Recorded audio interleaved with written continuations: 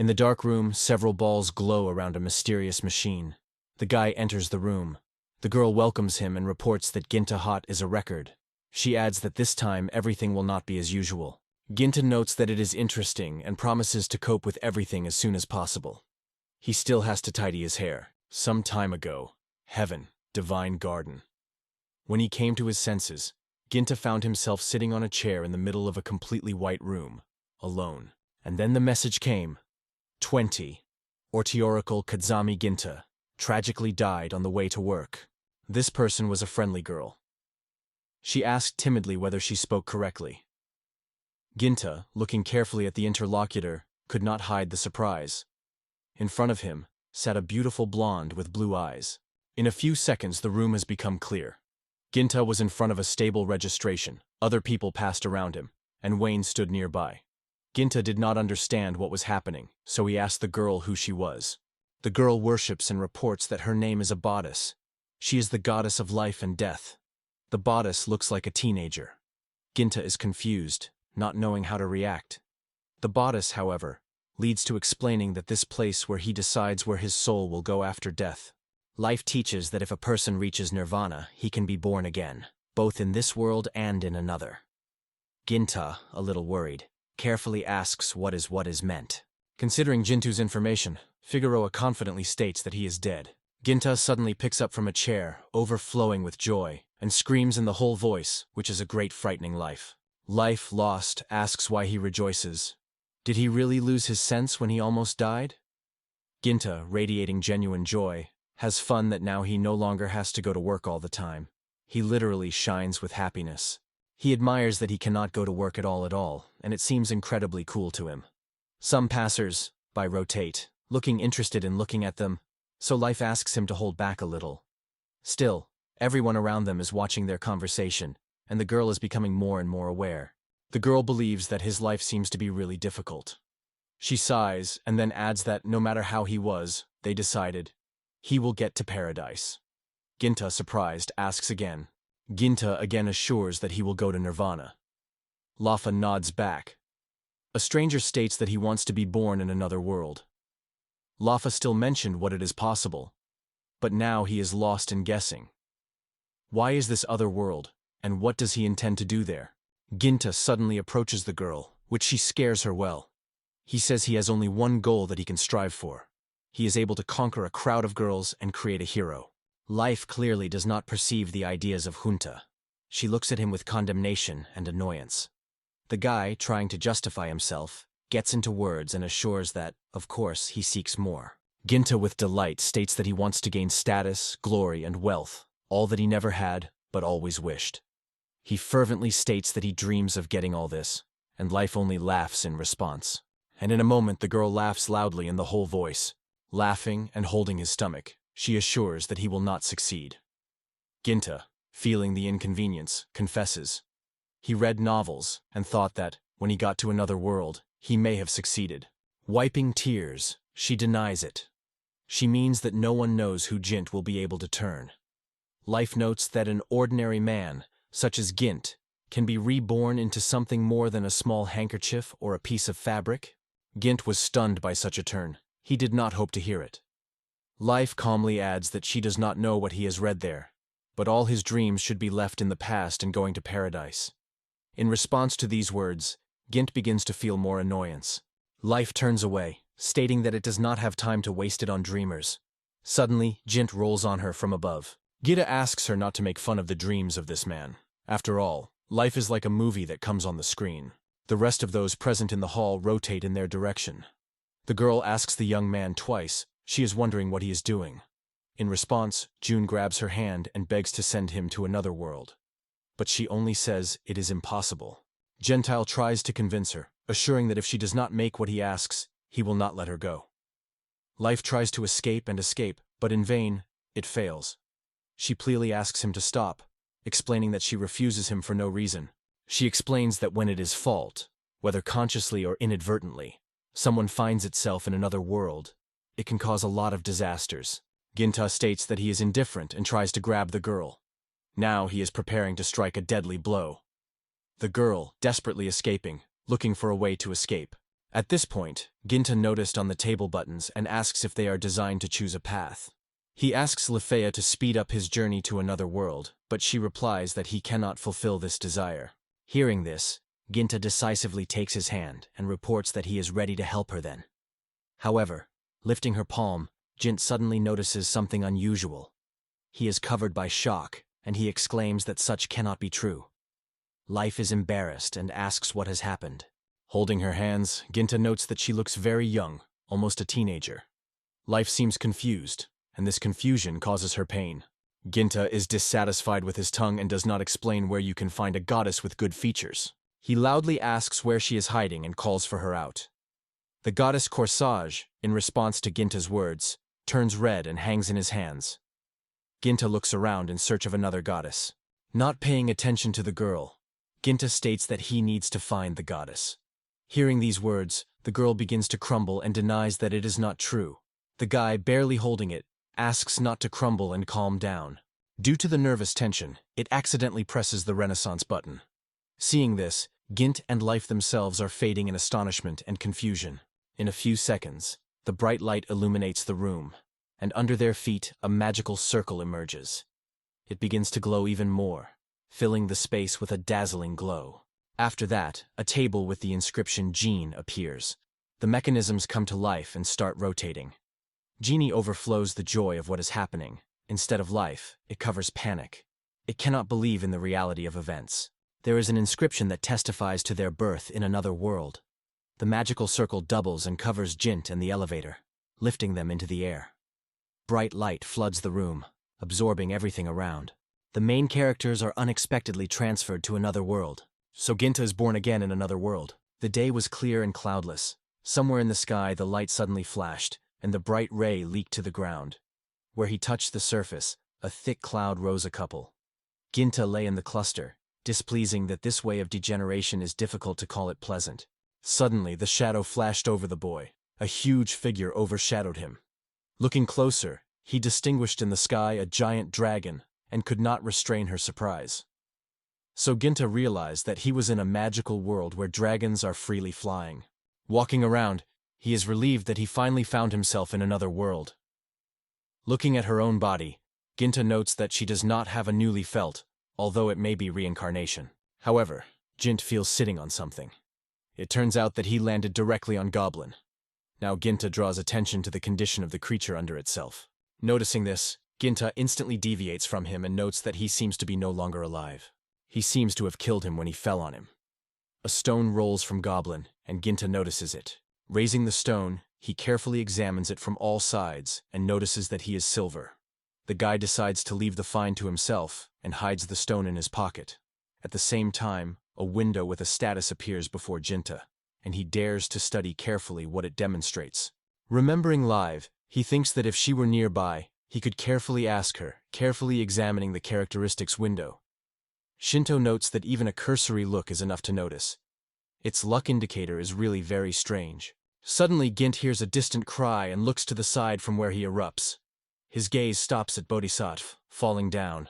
The girl falls directly on Gint, and from the strength of this fall, several stones fly away. Life gradually recovers after falling and thinks about what is here. When she comes to her senses, she realizes that she fell on Gint. Ginta appeals to the goddess of death and life. He notes that she came because she was worried about him. Life is annoyed. They say, not because. She is only because she was also moved through him. Ginta only smiles in response. After a while, Ginta notices that he cannot go back. Lefea, carefully examining his palms, says that for some reason he is not able to connect with the celestial world. She tried to send them a message, and her connection with the heavenly world has suddenly disappeared. This has not happened to her. In some strange way, everything looked awkward. Ginta suggested that there may have been some failure because he had moved them to another world, contrary to the will of the higher forces. The bodice was only surprised to shrug, not understanding what it was. Ginta notes that his status is also quite strange. Opening the status window, he demonstrates the indicator of luck, this figure 999,999, and, in his opinion, this value is completely abnormal. Seeing the bonus indicator, he is only more surprised. Because the boundary here is only 99, so it cannot be. In some nervous tone, Life notes that in general, A normal person should not see this status, and looks away. The girl does not agree, subsides. Life looks at Ginta, and the guy feels awkward. She admits that she sees nothing. Concealed, Ginta suggests that it may be due to the fact that it is his own status. The girl again stresses that she does not see his status, but the goddess probably has access to such information. Ginta uncertainly assumes that this is probably another mistake. There is a silence between them for a moment, and they only look silently at each other. But when suddenly Life shouts, "What is it a mistake? How can they return to it?"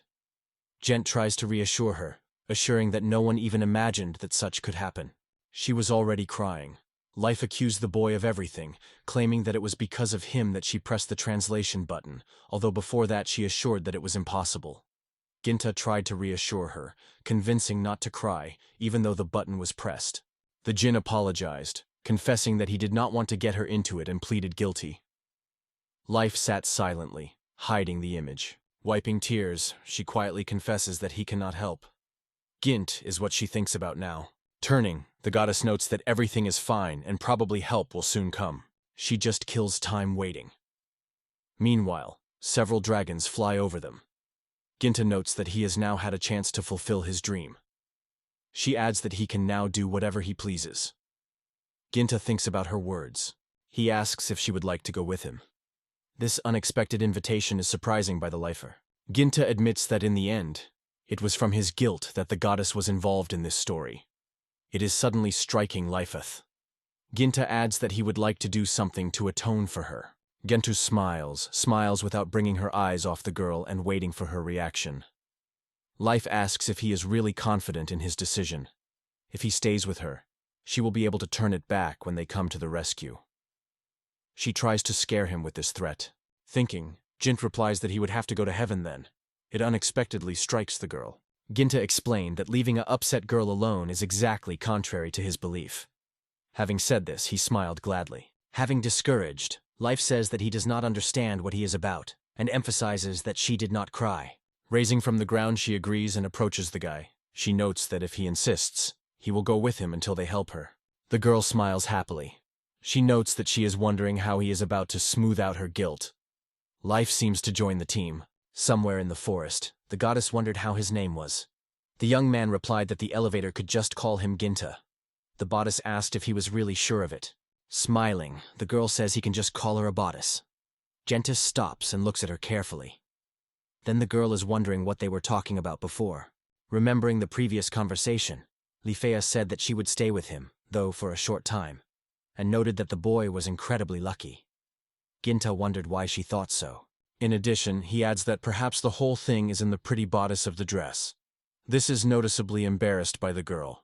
Having blushed, Ginta is stamped and tries to explain that it did not mean it at all. She makes her finger around in the air, explaining what she meant. Her knowledge of this world is enough. He gladly adds that geography and information about different creatures and the most common things. Life insists that first of all it is worth going towards the town of Kuoken, and proposes to start examining it. Ginta is amazed at her awareness, and notes that she is undoubtedly well aware. Overwhelmed with delight, he hears how Life assures it is quite natural. After all, she is a goddess, and he is allowed to ask for anything. The guy agrees with that, and suddenly remembers something.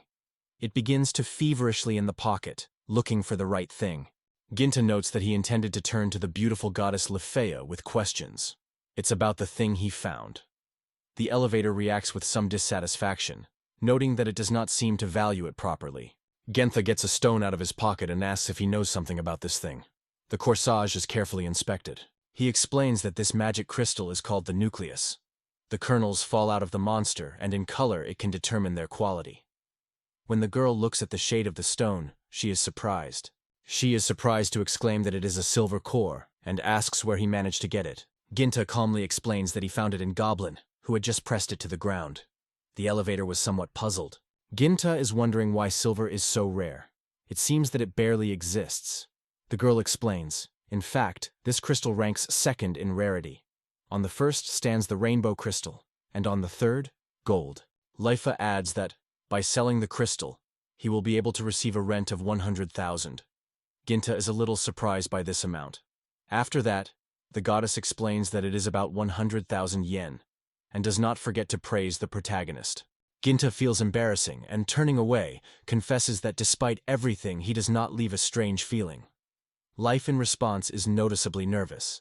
She notes that she has never seen such a strange set of circumstances, and advises just to enjoy good luck.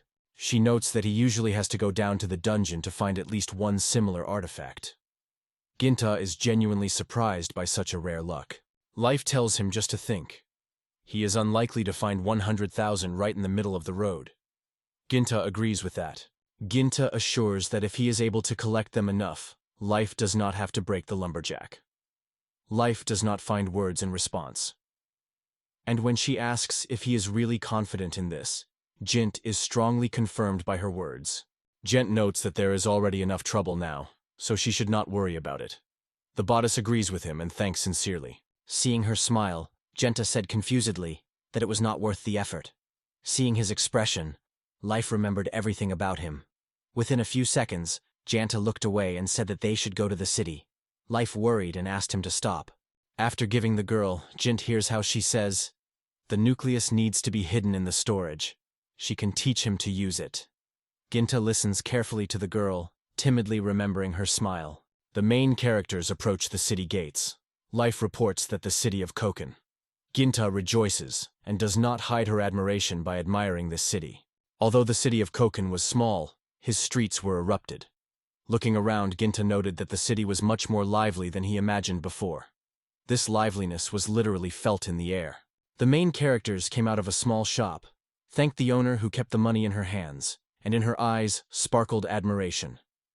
Gentus with delight noted that they really managed to sell it. He happily says that there is indeed 100,000 rings, as the girl said. Sugar Ination of Life notes that it is quite natural. It is, after all, wonderful.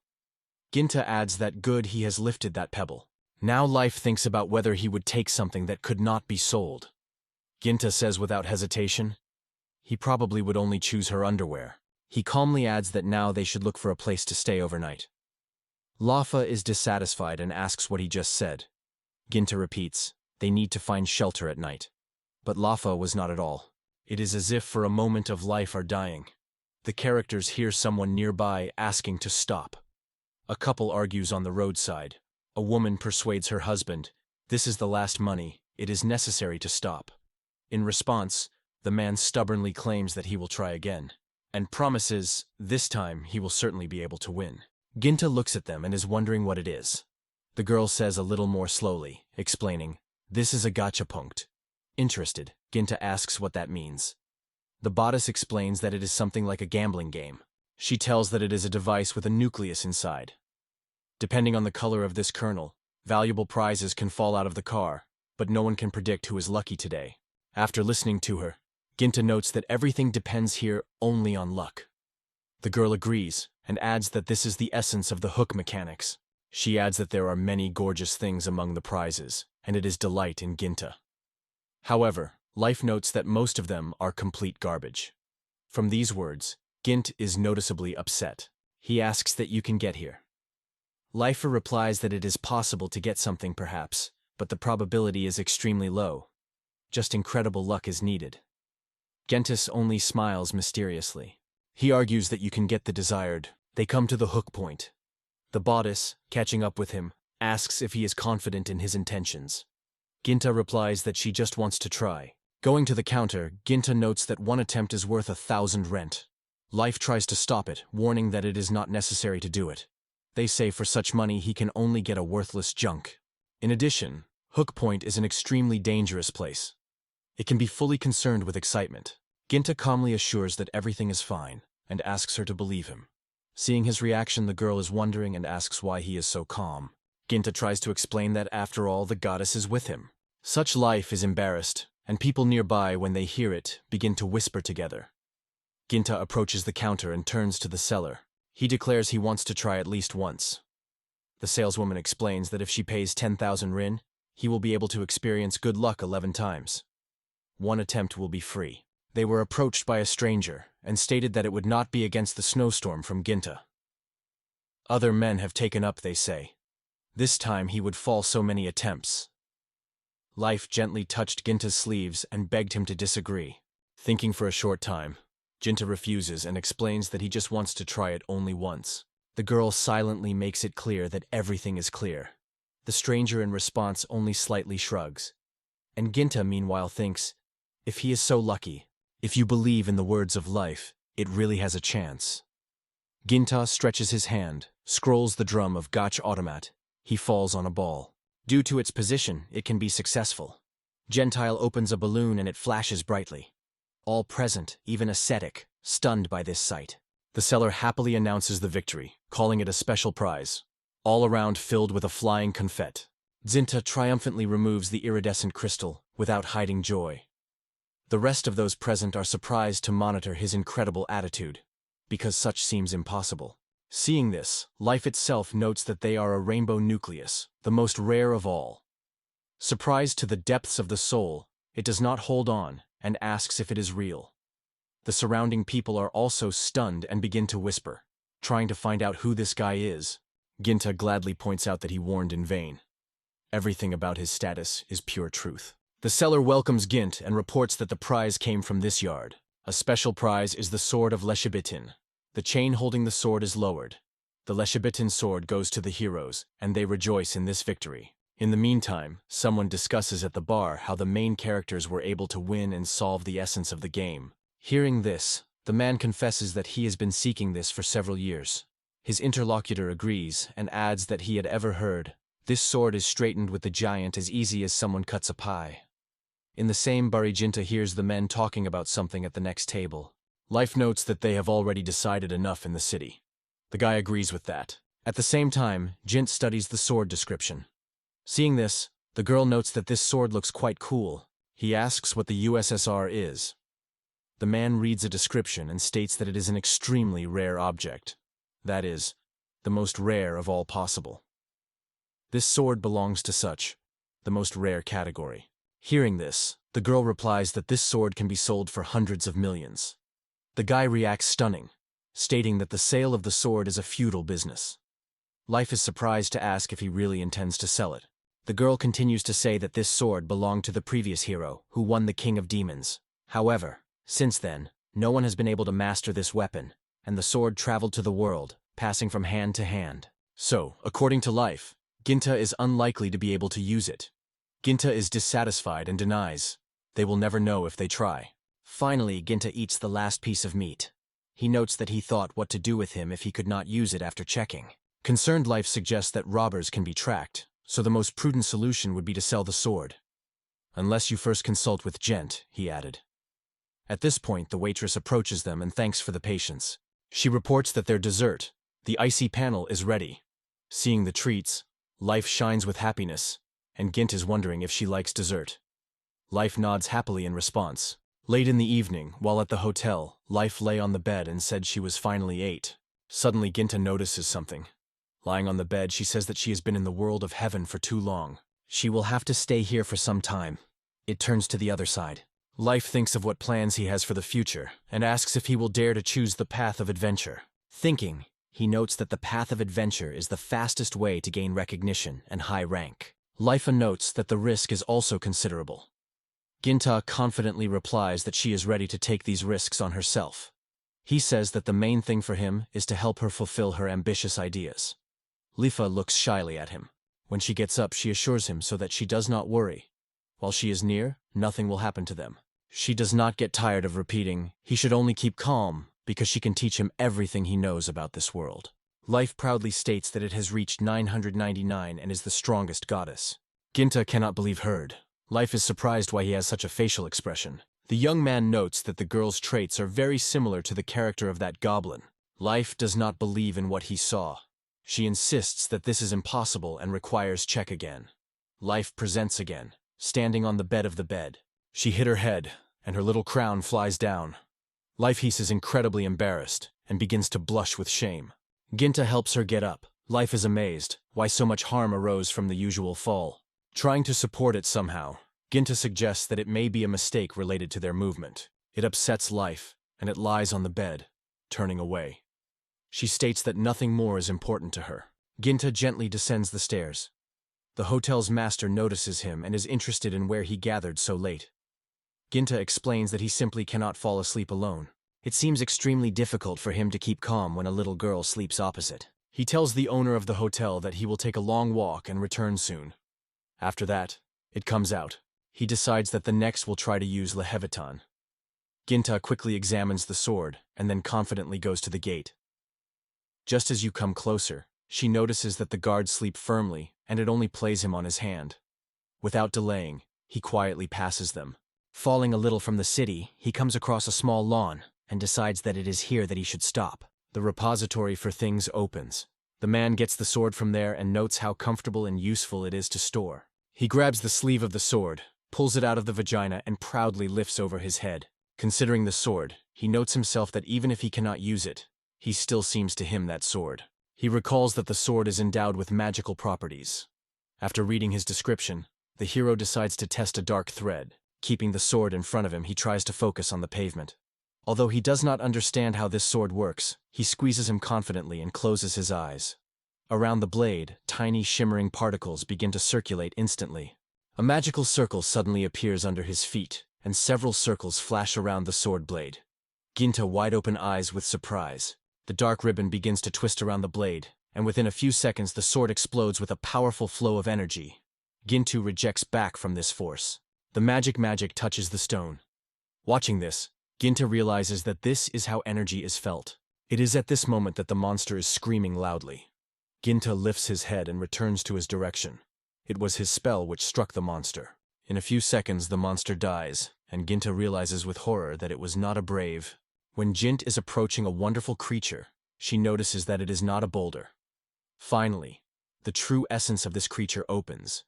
It was the Lord of the Plains, the hippo. He puts the sword in the vagina, along with the horror, thinking how frightened by even the thought itself is to destroy the hippos together with one blow. Suddenly he notices something on the ground. Returning to the hotel deep night, he with the rise of the stairs feels a strong ailment. It seems that strength and mana are almost exhausted. Opening the door to his room, he dreams that he can finally sleep firmly today. However, the elevator is interested in where he went. Gentile notices how life is angry at him, and tears gather in the corners of her eyes. He says it just goes by, but in fact it is not true. Lifa assured that he did not tell her, and because of that she began to worry. Ginta apologized, explaining that he thought Lifia was already sleeping deeply. Clumsily addressing, Gintas wondered if something happened. Life looks at him silently, and in a few seconds he confesses. She thought he left her, and left it somewhere alone. It surprised Gint. Joking, he asks whether she has burst into tears because of it. Having discouraged, he denied, at least they say, she did not cry. Smiling, Ginta notes that he did not even suspect what she was crying.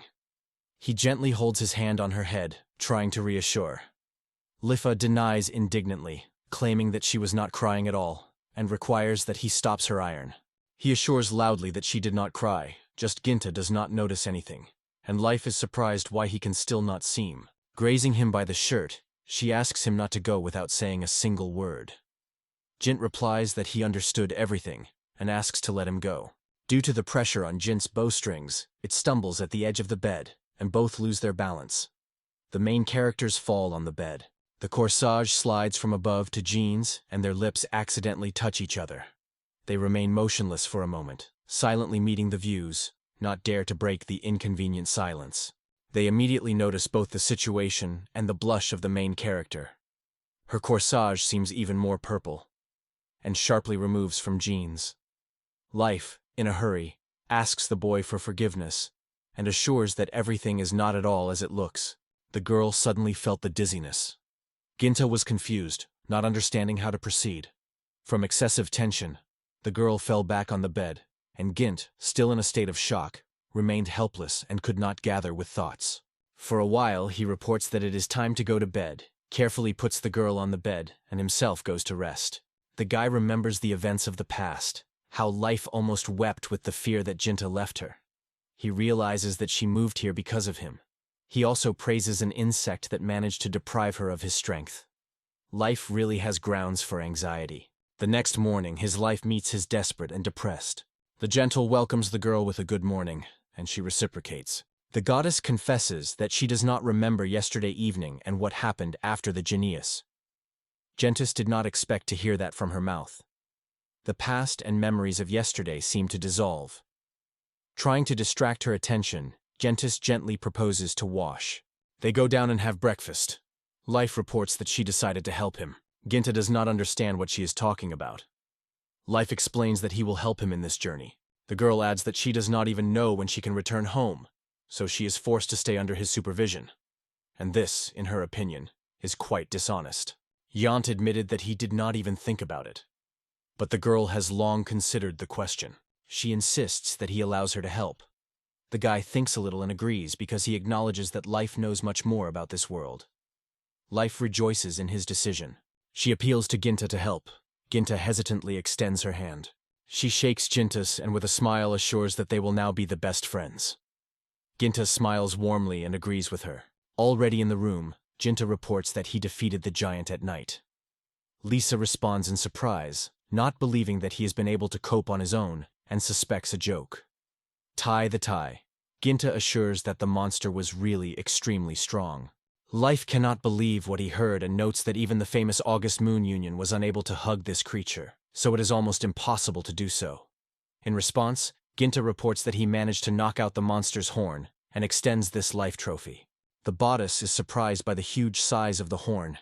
It is undoubtedly the horn of the hippo. It turns out that Ginta really managed to defeat such a creature alone. The bodice is interested in how he succeeded, and Gint replies that he used the magic of the sword.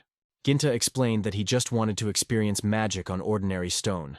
There was an explosion, and that's where it ended. Hearing this, Life clarified whether he can own a sword. Ginta easily replied that yes, he was not missing this skill. This life is mysterious, she thought. She seemed strange, because no one was able to grab a sword from the vagina, but Ginta managed to do it. The guy confesses that he was thinking about selling the horn along with the rest of the trophies obtained from the Bahadest. Life gladly agrees with this intention.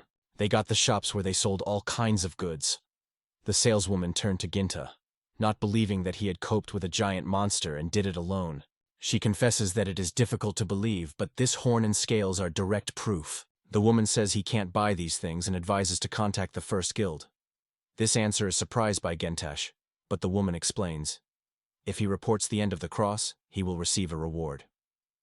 Lefea adds that this should be corrected with a hippo. The woman extends them a sheet and reports that this is a report on materials evaluation. He will be useful when writing their own report. The main characters thank her. After that, Lefea reports that he needs to buy clothes. Ginta asks as a surprise why it is needed. Life replies that his clothes smell very unpleasant. Genta squeezed himself. The woman offers him her help. When Ginta dressed, the woman noted that new clothes were very much. She noted that he now looks as if she were going to the university, and added that these things were really fitting. Uncertain, Ginta asks in Lifa what he looks. For the first time he puts on such clothes, so he wonders if it seems strange. Life did not expect to hear such a question. The woman continues to assure that he looks great. Life smiles awkwardly. In Ginta's thoughts, she goes by him, notes that he still smells strange, and decides that the reason is in clothing. Ginta, holding his breath, continues to wait for the answer. Life with uncertainty notes that it looks great. From these words, Life embarrasses and even begins to blush, sincerely thanking. The main characters continue to talk to the shopkeeper. Meanwhile, a stranger is watching the window behind the window. It turns to others and calls for them to look. This guy seems to get something interesting. The bandit points to the Genta's sword, or Ginta raises his status while sitting near the fountain. Looking at the sword's characteristics, the guy reads them aloud. There are 2 more magical abilities. Behind Ginta, near the fountain, sits Life with a dissatisfied expression and notes that everything happens exactly as she expected. She notes that to overcome the giant alone is impossible, but with this status of the source there is a chance. She takes the sword, and Ginta immediately pays attention to his characteristics. Both do not hide their surprise. Having considered the sword closer, Ginta notes that the weapon has similar properties to the one that he had once reached him. The elevator replies that if Ginta took this sword, his abilities would increase significantly. The bodice is genuinely surprised and thinks that this happens only because of great luck. Lifa with sadness notes that ordinary luck will not affect such a powerful weapon. Only the broken limit of success could at least change it. Ginta asks what she means. Life. A confidently states that this is again some mistake. Ginta is happy to confess that he still understands nothing. Life A returns sword. Ginti, and adds that she is not so lucky. The goddess wondered what they would do next. Ginta looked at her in surprise, and the girl confessed that she would really like to visit another place. The main characters returned to Gotch's point again. The girl smiled warmly at the counter and greeted the characters gently. Ginta, with a tinge of disappointment, notes that this is the best place. Lafa, full of enthusiasm, assures that everything is well and adds, she also wants to try something here. Ginta turns to the girl, asking if there is something she liked. Lotto is happy to reply that yes. Lifa, with enthusiasm, points to something and states that this is the place. Ginta specifies that it is a house near the lake. The elevator is joyful, confirms, yes, it is he, and adds that this house is a real decoration. The elevator notes that he cannot live in a hotel. Ginta immediately points out about herself that it is a valuable trophy that just won't get.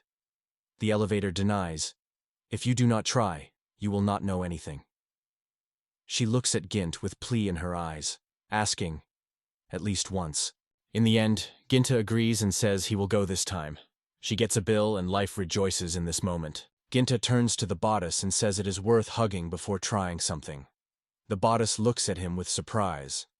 Ginta explains that he just wants to help with luck. The bodice replies in confusion that he does not want it, because Ginta clearly conceived something wrong. The girl smugly states that she does not require his ability. She will show Ginti what the goddess is capable of. Within 10 minutes later, her life burst into tears and began to plead again. Only the last time, and this time everything will definitely work out. In her hands, a pile of garbage trembles. Ginta does not directly tell her that she does not fool.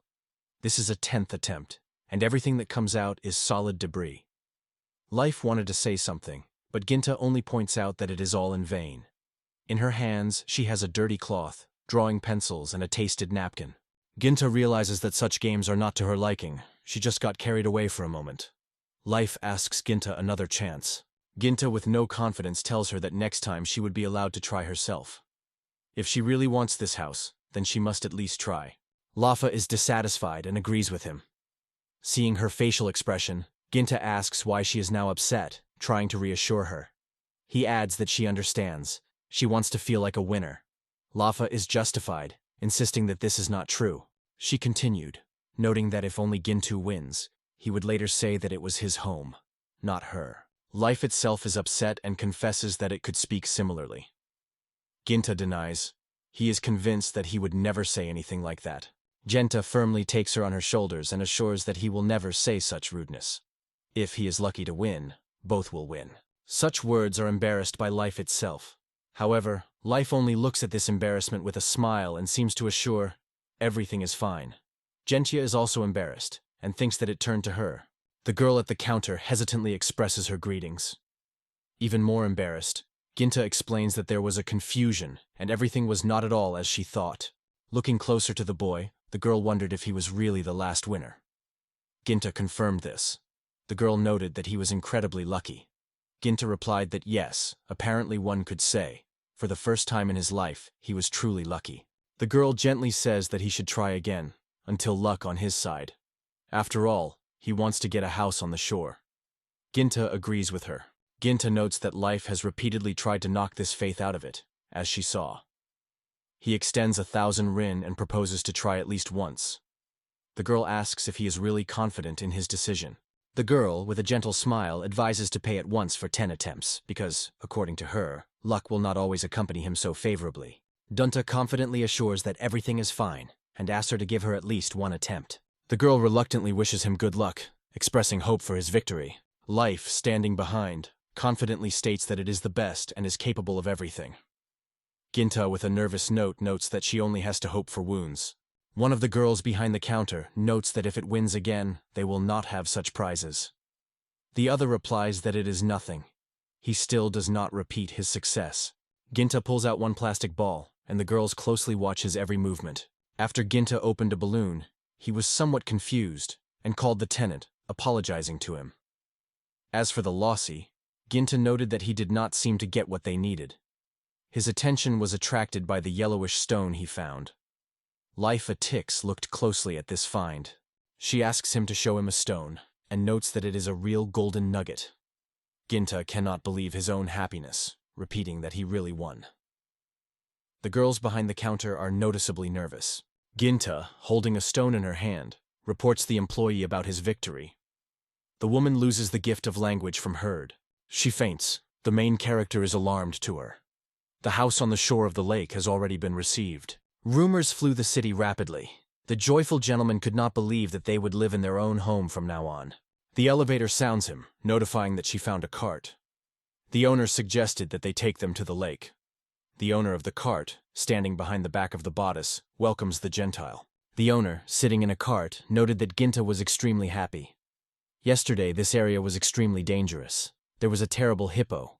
Ginta, as if he did not just overcome the giant beast, wondered if there were any problems. The owner assured that everything is calm.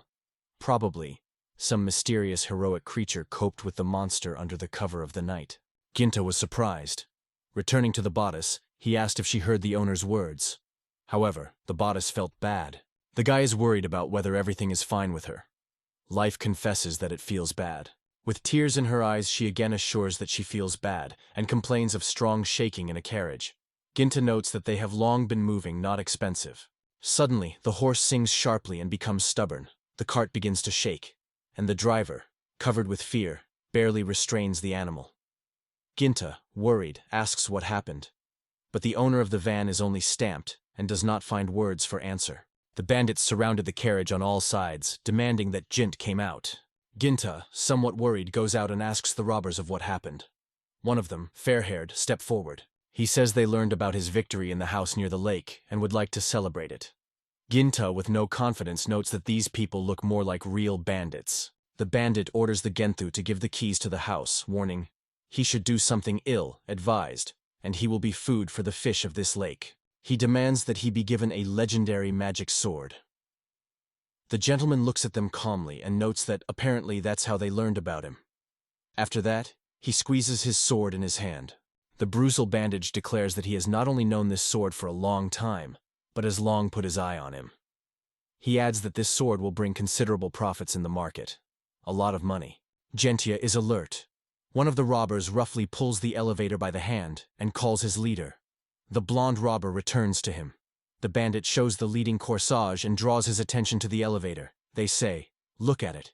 It is beautiful, like a doll." The leader smiles terribly and looks at life with pleasure. He says she is really beautiful and will be able to have a great time if she starts playing with her. He easily touches the face of life. The leader of the robbers grabbed her life for her chin and ordered her not to frown, though she did not obey. He stated that he liked a woman with character. John thought it would be better if he did not approach his face so close. After the trip, she clearly reminded him of it. The bodice pulls one of the robbers away, and she begs them to stop shaking it. The main bandit turns to Ginta and states that he has already decided everything. The plans have changed. Now he wants to pick up everything without exception. Ginta, stunned by such a turn, asks whether the house is taken away. The bandit with a smug smile notes that he will need a shelter. Here no one worries him. The place is quite suitable. He reassures him, they say, it is not necessary to worry. They are just a little fun with his girlfriend. Ginta looks at him silently. Ginta stepped forward and assured that he would take it seriously if necessary. The musicians only laughed in response, throwing him jokes, they say, let him not shake himself. With a smile and confidence, Jint replied that he would like to give up. The robber, dissatisfied, notes that it means his death. Meanwhile, Ginta finds himself in the attacker's ring, each of whom is ready to hit. He quickly grabs the sword's hand, preparing for battle. Life is full of anxiety, and he calls Gint. The robbers abuse that even with the charming sword he will not add to him. In the end, fear will still take the mountain. The chief robber, smiling Krivo, notes that in fact it is a useless piece of metal that he cannot even get.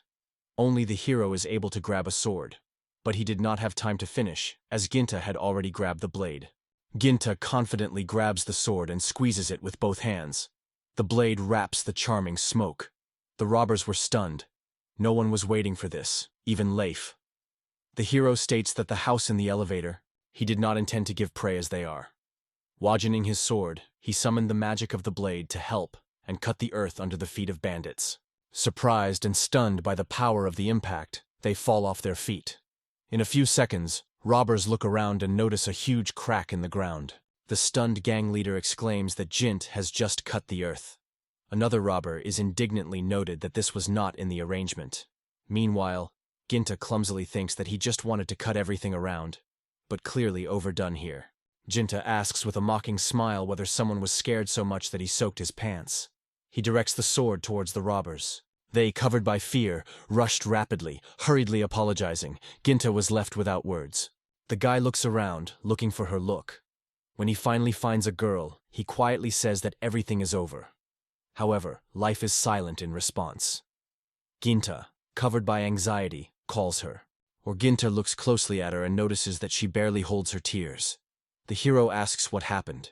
A minute ago it seemed as if she were about to faint, and now everything else. Gent sits next to the girl and is wondering if she is scared, but only silently nods. Gent continues to ask. She thought she would be taken away. Now you cannot cry. Life deny it stubbornly. She does not cry at all. Gentis annoyedly points out that only after all this she was able to respond. Life stopped crying and remembered his previous words. Janthus said that neither his home nor clothing would concede to people like these robbers. Remembering this, Life with a slight smile on the cheeks catches the careful look of Ginta. He, noticing changes in her mood, asks what happened. Life only takes Ginta's hands, assuring that everything is okay, and thanks him quietly. Ginta does not understand anything, but decides to believe her words. Randoned from the ground, the guy noted that now they can move further, and this time they will certainly ask the hostess to go more slowly, so that Lefea would not protect so much. Lefea, having risen after him, asked not to mention it more. Having passed further deep into the forest, Lifa with enthusiasm notes that in fact, there is a house hidden in the middle of the hut. Stopping on the side of the trail, Ginta recalls that it was in this place that the driver pointed to them. Life is the first to notice the house and joyfully shares it with Ginta, adding that the lake is nearby. Ginta also draws attention to the building and sincerely rejoices in the find. They come to the house. The dwelling impresses with its beauty and spacious rooms. Life in this house is full of joy. Ginta looks carefully at Life and asks if she likes the house. Life confesses that he likes her to her, and adds that she always dreamed of living in such a place. Looking in the body's window, Myers inhales the clean forest air. After pushing his head out, he advises a friend to admire these landscapes, and in his life suddenly reflects something differently. Joy disappears from her face. Ginta also watches the landscape outside the window. Considering this, Ginta notes that there is not every day to admire such beauty. The main characters closely follow the dragon. Ginta notes that such does not happen in Japan at all. In addition, they also got this creature with the house. Life insists that the dragon is not a pet. The dragon fiercely roared on the elevator. Frightened, the girl fell to the ground, and with tears in her eyes, begged Gintu to do something as soon as possible. Ginta agreed, dissatisfied. He noted that jumping out the window, the idea is good in theory, but not more. The dragon, though just hatched, has already reached the 16th level. The Gints still have a little strength, and he believes that he may be able to do something. Life asks what level the guy is. Jint replies that he has the 18th. It is a great surprise, Lifa. Life reminds that it was Jinta who defeated the hippo and reached the 18th level on the second day after its degeneration. Now Jint is slowly pulling the vaginal sword. He claims that he does not seek power, but if it remains inactive, it is likely that they will simply destroy them.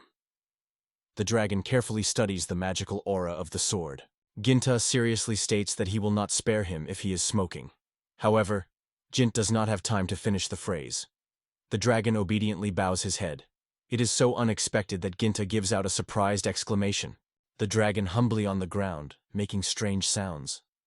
Ginta repeatedly repeats what is what you look like. The dragon again makes an unusual sound. Ginta, stunned, confesses that he does not understand the dragon language. When Ginta looks with a dragon, she does not notice any hostility in his eyes. The man does not find an explanation for this, losing in guesses. Life is what seems to be calling to him this look. Ginto turns to Lisa. She asks if he has lost. Ginta feels an image from her words and asks what she means. Putting the sword in the vagina, he reports that she only hid on the second floor. Life asks what happened, because it was surprisingly quiet. Ginta looks a little confused. Ginta appeals to Life on stairs with a reference and asks to look around. Life looks at him with an expression of surprise. Going down, Life was amazed. The dragon was surprisingly majestic. Having carefully looked at the dragon, the bodice reports that it is in such a pose that the dragon swears to his master. Ginta looks at her with surprise. The bodice explains that the dragon then completely lies on the ground. She asks how it happened. Ginta replies that he does not understand how everything happened. Life suggests that he may have confused him with his mother, seeing these unusual abilities. The fire really resembled the flame of the dragon. Ginta is uncertainly denied, they say, he does not seem like. And in general it sounds something pointless. Gint squats and thinks that if you think about why a baby dragon is at all. The dragon is swollen and produces a non-loud sound. Life touches both of them in silent silence. He asks what they should do with this dragon. Life notes that he looks absolutely harmless. Ginta agrees with her, and Life happily adds that the dragon seems even very sweet. Ginta confirms her words, restrained, stretching. The goddess playfully asks what will happen next. In fact, she wanted to leave her nearby. Jim, says Ginta hesitantly. Perhaps everything is settled over time, and it is worth allowing him to become part of the family. Life, smiling, asks if he is really ready for it. The girl runs to the dragon and gently hugs him. She assures that if it is his decision, then she makes it. Life turns to the dragon with the words that the council is admitted, but the dragon sharply repels her. Ginta says that first you need to put everything in the house and then go on a trip. The dragon is happy. This is how Ginta's great adventure begins. At dawn, Gint looks at the opposite side of the bed. There, wrapped in a blanket, she sleeps carelessly. Ginta, still confused, says quietly, not understanding how he found himself in one bed with a Life. Ginta is trying to remember the events of yesterday. In memory, it pops up as they first removed the whole house with the dragon, and then went to explore the surrounding forest. The night came. Ginta and Leifa went into the room and immediately felt awkward. Ginta, with dissatisfaction, noticed that there is only one bed in the room. Leifi clumsily agreed with him. In fact, there was only one double bed in the room. So Ginta turns away and states that in this case he will settle on the couch in the living room, and the bedroom will get a Life. Life tries to stop the guy. She notes that the bed is large enough, so they both will be comfortable to sleep together. Gent feels stunned by such a proposal. In his imagination immediately a picture arises, as two people lie near one bed. Life, embarrassed, lowers your eyes. Ginta thinks whether they really spend the night together in one bed, and his thoughts are mixed. Lazyfee warns that he will make him be responsible for the committed. Ginta silently watches Life without finding words for conversation. Before bedtime, she calls her Life, though in fact, lying in bed, she feels deeply unhappy. It seems to him that the girl fell asleep almost immediately. On the other side of the bed, Life sleeps very firmly. Subsequently, Ginta's mind slowly plunges into the darkness. Tears gather in the corners of Ginti's eyes. The next day, Gint, sitting on the bed, noted that Lafa was just playing with a sincere male heart. Lafa slept quietly nearby, but in response to his words made a quiet sound. Lifa slowly wakes up and, barely opening his eyes, slightly wipes them. Ginta notices that Lifia is no longer sleeping. After a short wait for Lifia, he finally looks back, complaining that he is almost falling out of starvation. Ginta silently watches her. Subsequently, Gint brings a little fruit. Seeing this, Life rejoices and notes that the mango is lying on the floor. She is interested in where Gint found him. The girl asks if you can taste the fruit. Ginta, smiling, replies that of course you can, and adds that he came across them in the forest yesterday. Gentis gladly points out that he seems to consider them good luck, so he took a few pieces himself. Life throws a questionable look at the guy. He is interested in who the hoops are. Ginta explains, this is the same little dragon. Since it belongs to the fiery dragons, he decided to call her Hyokan. This word Japanese means fire. During breakfast, Life notes that this name is just awful. Ginta does not pay attention to it and asks what plans for today. He would like to return to the city of Koken for a while. Lafa was delighted with delight whether he was planning to experience good luck from Gosh, because she was already trying to go there. Ginta strictly denied that it did not mean it. Ginta explains that through all these events with the house, they completely forgot to prepare a report. Life Astonishment asks which report is discussed, but he remembers almost immediately. We are talking about a report on the murder of a hippopotam. The girl notes that in this case they should go to the guild. Ginta agrees, they say. That is what she had to say. Leaving home, Life notes that they should move as soon as possible. They last attended karate classes. However, to get to the city, they will have to walk almost half a day. Hearing this, Ginta reacts with unconcealed pleasure. The dragon, seeing Gint, quietly murmur. The conductor turns to the Heichans and looks at her questionfully. In response, the Heichani points to his tail on his back. Dunta asks what he means when he says he can pick them up. Let Chen gently purly in response to a sign of consent. Ginta and Leifa rejoice in this regard. Rising on the back of the dragon, Ginta with delight notes that they will now get to the city instantly. The guy reaches out his hand, helping Leifi to get up. Leifa thanks Dragon. Riding on Jint's dragon happily announces that they fly to Keenan. 11th Chan is satisfied with Merkoche, but Ginta noticed that they never flew, and asks in surprise whether he is not able to fly. The Chichan is rapidly rushing forward. Life makes the remarks that they are significantly shortening on the road. Life explains that let Chan still be very young, but later she will master the art of flight. Ginta listens to her attentively, agrees, and expresses her hope that they will ever see how the Chan will climb into the sky. Genti asks whether she is too pale, or everything is fine with her. The girl, sheltering, stamped, assures that everything is well with her. Just from her back is chosen Nungo, and nothing more. Genti is worried, asks her to endure a little. They have almost got to the gate. There were 2 guards at the gate. Hearing the noise, they looked around immediately. Genta told them that they would like to get to the city. Looking around, the guards notice the dragon and are covered by fear. When they look at, they see Gintu, who asks if they can go to the city for a while. The guard, trembling with fear, informs that they are not allowed to stay here. Looking at Jui Jint, Ginta noted that they would probably not be able to enter it. The dragon looked at the man with regret. Ginta apologized to her and asked to wait a little here. The guards are stunned by how the dragon understands the guy. Ginta persistently reminds her to behave politely until they come back, and push her to the right mood. Heichin in response is satisfied. The guards are surprised to ask how he manages to control a dragon.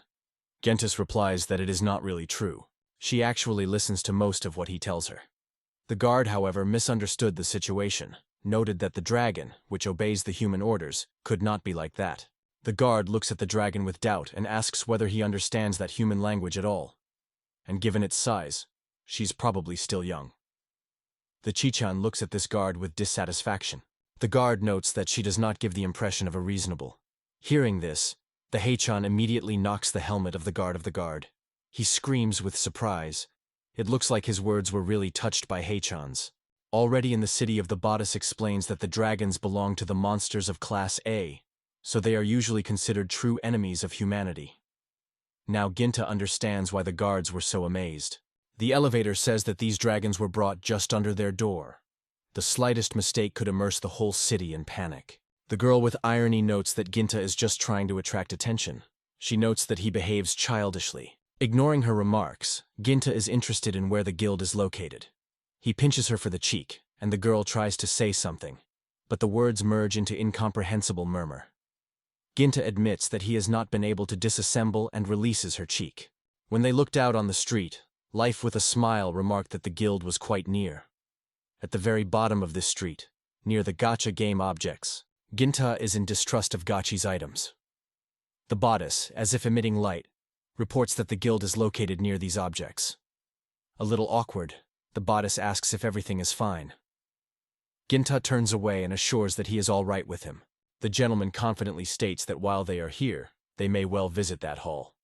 Lifa with a smile adds that she is indifferent, and she does not deny. The main characters stopped in front of Gach Hall and considered the list of prizes carefully. Ginta noted that this time the winnings clearly did not impress. And probably there is his fault, but still. Ginta, a little annoyed, notes that if things are, then they should not go there. But suddenly Gint hears restrained sobs. Cry does not subside, and Ginti becomes restless. He turns to the bodice and asks her not to start crying. Ginta in hurry adds that she will allow her to play once, so that she does not burst into tears. The bodice replies that it is not sheeping. Someone sobs in the room. Ginta looks away and notices at the entrance to the whole hall a little girl who is quietly crying. Looking at the girl, Jint wondered why such a baby leaves the game room. Life noted that this can only be found when they ask the girl herself. Life approaches the girl and squats. The girl seems to be politely interested in the name of the stranger. The little girl calms down a little and quietly calls her name, Errol. Life asks her why she cries. The real Vat is silent without saying a word. Her tears speak for themselves. There is one award she wants to receive at any cost. However, she still cannot win. Instead, it only demonstrates a bunch of unnecessary. Life begins to cry and at the same time rushes into the arms. She complains that all her hard money went in vain. This is probably extremely painful. Ginta watches them on the side, feeling awkward. Ginta comes closer and is wondering which prize is so important to Arule. Wiping tears, the girl looks at the boy. After calming down, Arule silently points to the desired prize. Ginta notices a powerful bow and gets confused for a moment. Ginta looks at Irula and asks if it is a gift for someone. Life replies that no is not a gift. The girl explains that the bow belonged to her father. Life is embarrassed and asks if she came here with her father. The text is explicitly stated. Her father killed a hippo. The main characters did not expect such news at all. After a short pause, Ginshin thoughtfully says that it looks like some memory of him. He suggests that this event happened long before its appearance in this world. He learned that it was with this bow that Eruli's father once fought with a giant beast, and was defeated. Subsequently, the lowered bow accidentally found a regular passerby, and since then he has repeatedly changed the owner. Finally, after many years, the bow was in this hall. The heir is sobbing, confessing that she searched him for so long and was still able to find it. Life gently reassures her, asking not to worry. In response, the heir looks at her with anxious astonishment. Life notes that the older brother of the Genta will definitely get this bow to her, the same as the first. She cannot believe her own ears by hearing it. Gent, in response, says that people should not be given in vain hope if the victory is not guaranteed. However, Harul in irony notes that in fact, Ginta wants to say that he would not be able to win. Lafa from Harul looks at the guy with plea. Under the pressure of their views, Jint does not dare to refuse. In the end, he agrees. They say, it can be assumed that this has happened earlier. Ginta enters the hall, followed by Lefea and Arul. The employee of the hall welcomes them and reports that he has also come to work today. In response, Gint notes that he appeared for the main prize. Following Ginta, the room comes in Lifa. She confidently goes forward and states loudly that the golden nucleus is the most rare of all. Behind her is a mighty Uchiba. This is her revenge for yesterday. Ginta was not waiting for such and now silently watches his life, thinking that he probably is really capable of this. Some time has passed, and Life was lost. Everything she managed to achieve is to win a used cup, a damp cloth for dishes, as well as to get dandelions 6 times. Ginta was surprised that a person could fall so often this down. With the insulting in the voice, Life states that this hook automatic is accurately broken. On this, Jint asks her to stop making bizarre accusations. Gentis assures that this time everything will be well, and promises to try again. However, Life denies him in a loud voice, reminding that another capsule has remained. It opens it, and a stone falls inside. With eyes filled with tears, he says she won 2,000 ringgit for lunch. This is her first real win. She gladly squeezes the money in her hands. She rushes to Gint and hugs him, happily reporting that she has coped. Harul is enthusiastically notes that Bodice is just incredible. Ginta, awkwardly, is dissatisfied that this is not what they needed to get. He also warns Irul not to succumb to her moods. Lifa gladly reports that they will go well. Ginta is stunned. The elevator goes with the steering wheel, and Ginta annoyedly notes that he had been left. However, Urtulite gently asks Gento not to give up and do everything he is capable of. Life also appeals to Gento with a quiet request, to stay, not to give up. The guy smiles and assures that they rely on him. Lifer and Aruli quietly leave the hall. When they go, Ginto thinks of what to do next. His gaze stops at Gotcha's machine gun. He decides to win something quickly to catch up with others. The worker with a smile invites him to go on. Gintas notices a huge hook apparatus and is surprised by its size. Ginta admits a little aware that he would like to try to play on a regular gaming machine. The girl replies that this machine is quite ordinary, but Ginta notices that this device is clearly larger than the one standing nearby. The girls are viewed and silently agreed. Ginta, with confusion, specifies what the machine is.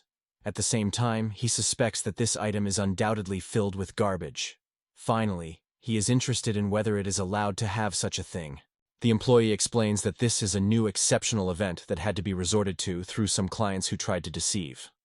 Ginta is excited about what they tell about you. The worker whispers reports the partner that right now the moment he will give up and go home. The partner confesses that he feels some guilt. Ginta, who all this time reflected on his actions, finally states that everything became obvious to him.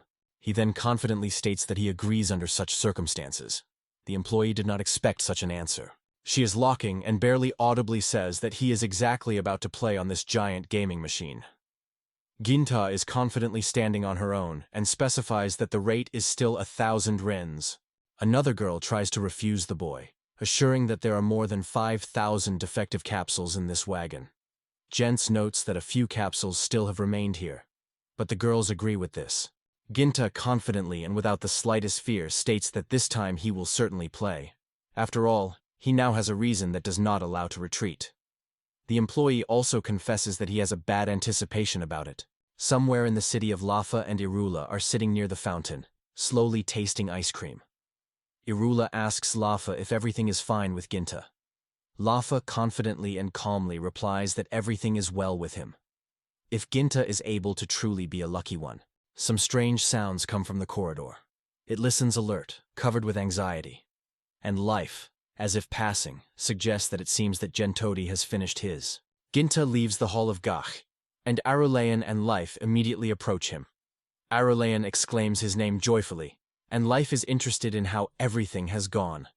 Ginta lifts his head. He tells them that it is probably more undesirable here. In the hall of Gach, an employee, together with the owner, recognized that they spent too long to collect this need. Life asks why he did it at all, but Life quickly translates the conversation to another and is interested in the bow. The girl replies that she won him as a reward. Gentis, remembering suddenly about the bow, extends him to the girl and says that here is her prey. Ruds with surprise and silent care look at the bow. Ginta asks if it is the same bow. She carefully holds him in her hands. Angry to tears, she rejoices and claims that this is the bow. Sitting in front of the girl, Lefea wondered that, in her opinion, she does not seem wonderful. In response, one of the ruling persons only nodded silently. She thanks Ginti and everyone who helped her in her life. The main characters say goodbye to the Arula near the city gates. Ginta, full of surprise, asks Life itself, as Erul manages to return home alone, surrounded by these goblins. Life claims that she is still an elf. Gint looks at her with interest. The girl explains that the elves are known for their skill in witchcraft. In addition, they skillfully have a bow. Even a little girl like she can be quite strong. Ginta does not find words.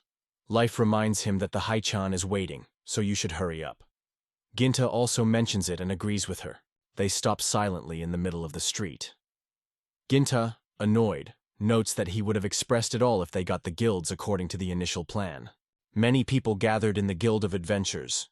The employee thanked the visitor for the patience, extended him the card and reported that it was his membership ticket of the guild. She was called Carl Milan. The girl warns him to be careful and persistently advises never to lose her certificate. Ginta is happy to accept it. Charles looks at Lifa and asks Ginto if his partner will not register. Life first looks at her, and then replies that she does not need it. Gint is watching her carefully. Life with confidence states that she is a goddess. Carly smells modestly. Ginta notes that she is extremely professional. Carl adds that she would like to confirm the authenticity of the task, in particular, to prove the very fact of the murder of the giant. Carl states that they are representatives of their group. Ginta asks what kind of group he is talking about. Both are confused. In a moment, Charles said loudly that they did everything on their own. Carl, while in full shock, notes that this is an absurdity, because such a task is intended for rank B.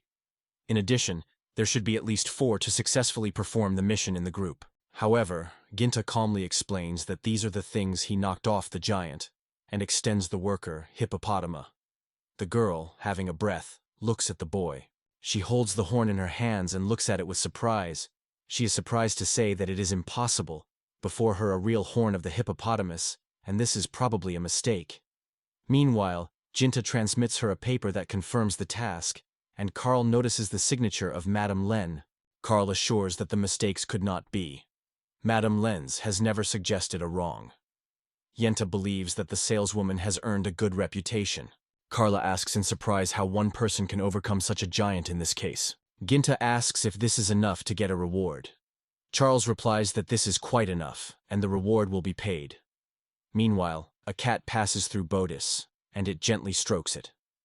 Carla adds that there is another thing, but Ginta only looks at her, full of questions. Carl emphasizes that the murder of a giant is not a task sponsored by the guild, so the client has no right to pay for him a mediocre remuneration. In this case, it is a master named Wade Levi.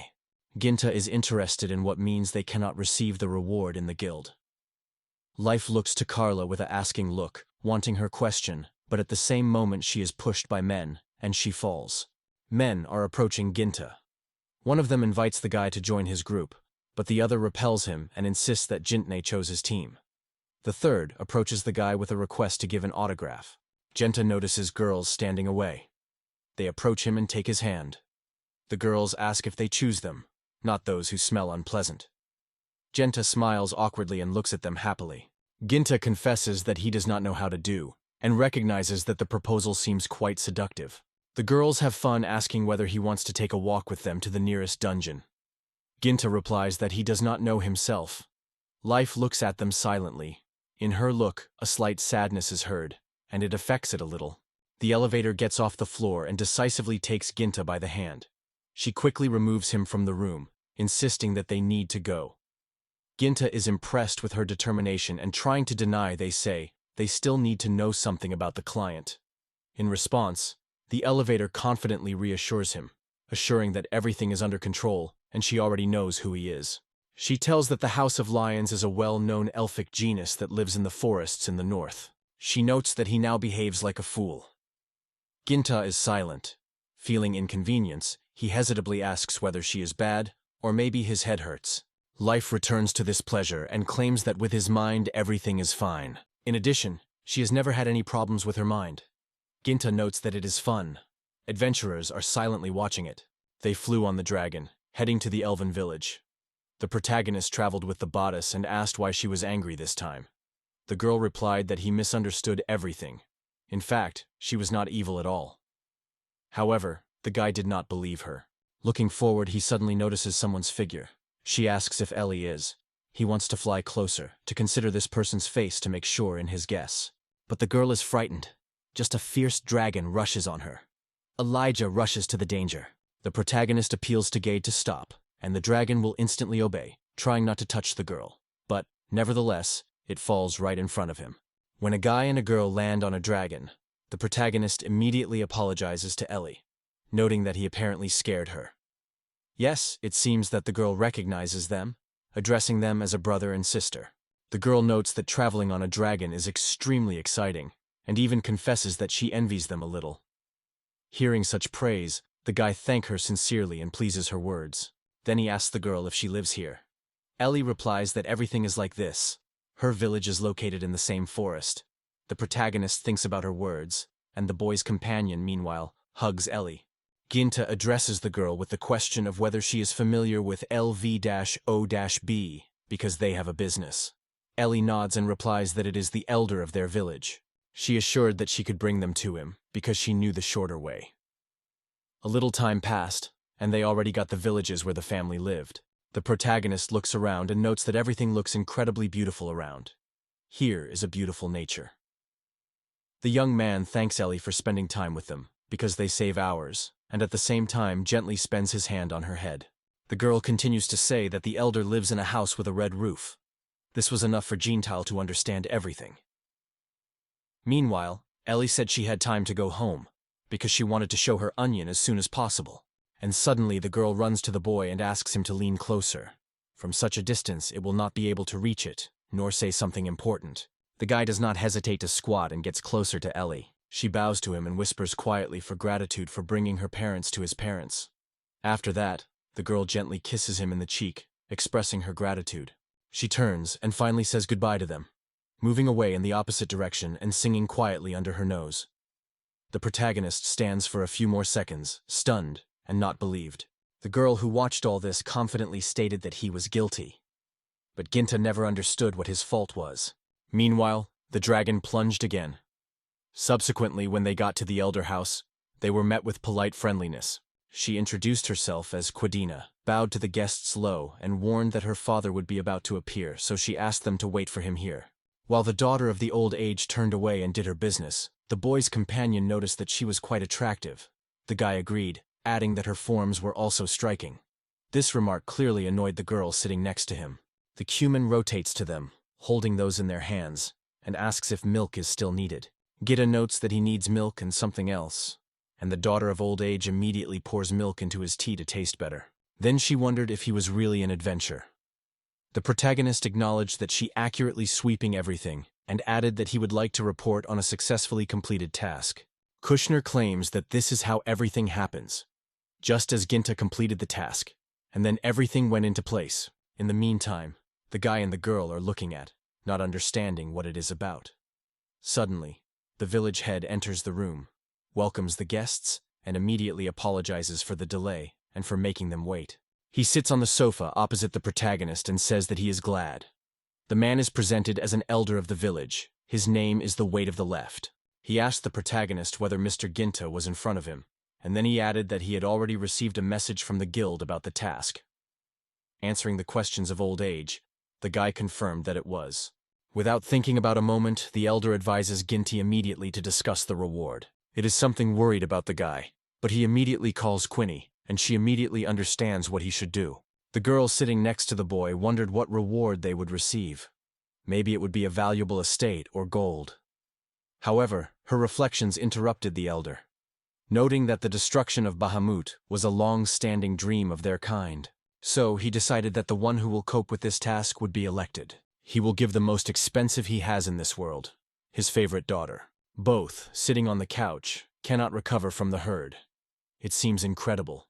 The girl asks if the reward is indeed his daughter, and the elder confirms, that's exactly how it is. Ginta apologized, asking if he had inadvertently swore and whether he understood everything correctly. The elder assured that everything was that way and asked to pick up his dog. After all, Quinn is an extremely good girl. In addition, as for the bride of adventure, she has a good education. The protagonist does not understand that this is the bride. At this point, Come Into Herself intervenes before the conversation and notes that he has a bow and magic of wind, and she is ready for everything to help her master. Although there is nothing special about it, she hopes to be useful for him. It became a new gift that Mrs. Fortuna lifted you. The elder began to tell the protagonist and the girl, as the Lyons family encountered this monster that devastated their hometown. However, they were completely powerless and lost many comrades, friends, and loved ones, including Ellie's father, who brought them to him. In the end, they had to run and settle here. Squeezing his teeth, he insisted that this is why he decided, if a hero once appeared, capable of killing a thumb, then he will marry his daughter with his blood. He expressed this with adhesive confidence and complete seriousness. The girl sitting next to Ginta could not understand what he was guided in her decisions. She was surprised by the illogicality of his thoughts. The man explained to them that once they had already been destroyed, after which everyone was extremely difficult to recover. However, now they need to act to prevent the tragedy. Therefore, everyone rely on the main character. By pronouncing these words, he points to the boy with his finger, as if he were intentionally pressing on him psychologically, and this is what introduces the boy into a stupor. The elder continues, noting that such a prominent adventure seeker as Mr. Ginta, who is able to defeat Bahamut and his descendants, will certainly strengthen their family. In his thoughts, he was already drawing a happy scene. His daughter, along with the hero, a real family idol. The girl sitting next to the boy tried to comprehend everything she had said before, and did not understand what genes were discussed at all. Ginta tries to grasp everything that the man said before. He then notes that although the elder states his, it is unclear why this man thinks that Kubina really agrees. The village head, noticing the expression of the daughter's face, noted that she does not seem to bother her, so he does not see any problem in it. She blushed, and, barely holding back emotions, asked her father not to put her in an uncomfortable position anymore. The guy remains a completely confused situation. The elder assures Jint that no one will require him an urgent wedding. A normal engagement is enough for them. To begin with, Jint asks her husband how he likes the idea of taking his daughter to his party. But Jint himself has no idea what power or influence he has. He is not even asked about the attitude towards this situation. Thinking for some time, he confidently stated that further circumstances were indifferent, and he fully accepts these conditions. The girl is surprised by such a statement. Instead, the elder only sincerely rejoices in the unwavering determination of the young man. He then asks him to trust him with his family and his beloved daughter, and Gina, to leave the case for his responsibility and not to worry about further events. The girl who came here with him looks completely unhappy after these words. The hero, Quinva, and the girl are stepping together. The man's daughter holds the hero's hand firmly, as if afraid to let go. Ginta feels a slight shame because of such proximity, so he turns to Quinva, but the girl immediately answers. He asks him to talk to her easier, without unnecessary formality. They do not pay attention to the girl, and Kane reassures him. They say, everything is fine, because she is his future wife, so there is nothing special about being holding hands. However, she asks him to give up excessive formality. The girl who goes next to them is quietly surprised, whether Kane is really going to marry him, and she cannot believe everything that has happened. And then he frankly states that they sought to win something valuable, such as the reward. However, they were ultimately displaced by some worthless girl. The daughter of old age perceives her words.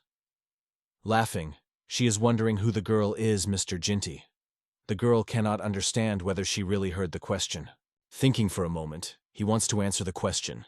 Who are they for each other with the main character? But Jint is interrupting her, suddenly stating that this woman is his mother. The old age's daughter responds to such news and asks whether she means that she is now her mother-in-law. The girl remains stunned by Ginta's words. However, the fireplace replies that it does not matter to the man who he is, his mother, a mistress, or just a hot water bottle. She confidently states that this gentleman will certainly choose her, and smiles, satisfied with her own confidence. The girl notes that she does not seem to be indifferent to this man. The young man asks them to stop, and then asks, since they decide everything for him. The daughter of old age agrees. They say, the hero should really take the initiative. However, she notes, that is what he meant, and adds that she already understands. This trip promises to be very fun. They are already going to move on, but the girl suddenly stops sharply. Two travelers look at her, and Ginta asks if she is so much liked by her daughter of old age. She assures them that this does not mean it. He adds that he sincerely rejoices in her husband, because he got as beautiful bride as Kafina. Both will not understand what the girl leads to. The daughter of old age is interested in the hero who has further plans. He replies that he intends to go to the task of Laguro, which is located near. So he proposes to climb the hill first to continue his way to walk. After they have already raised the eye, they move on. Subsequently, after Laguro, travelers are surprised. This city turned out to be much larger than Cocaine. The young man turns to Leifa, wanting to share with her something important, and suddenly he is interrupted by a loud grunt in his stomach. He explains to the girls that he had not eaten anything except Penego in the morning. Life asks whether he does not have hungry, and in passing hints that it would be worth feeding Mr. Gentile. Kanina turns away and notes that there is a good restaurant of seafood nearby. The bodice, which goes on the other hand, also looks around and notices that there seems to be a popular establishment with meat dishes. Kinga wondered why she would not go and she would not eat this meat. Maybe then something would grow. Life answered her daughter, as if she realized why she had such a dead look. After all, a person is a print of what he feeds. Suddenly, both girls turn to the main character at the same time.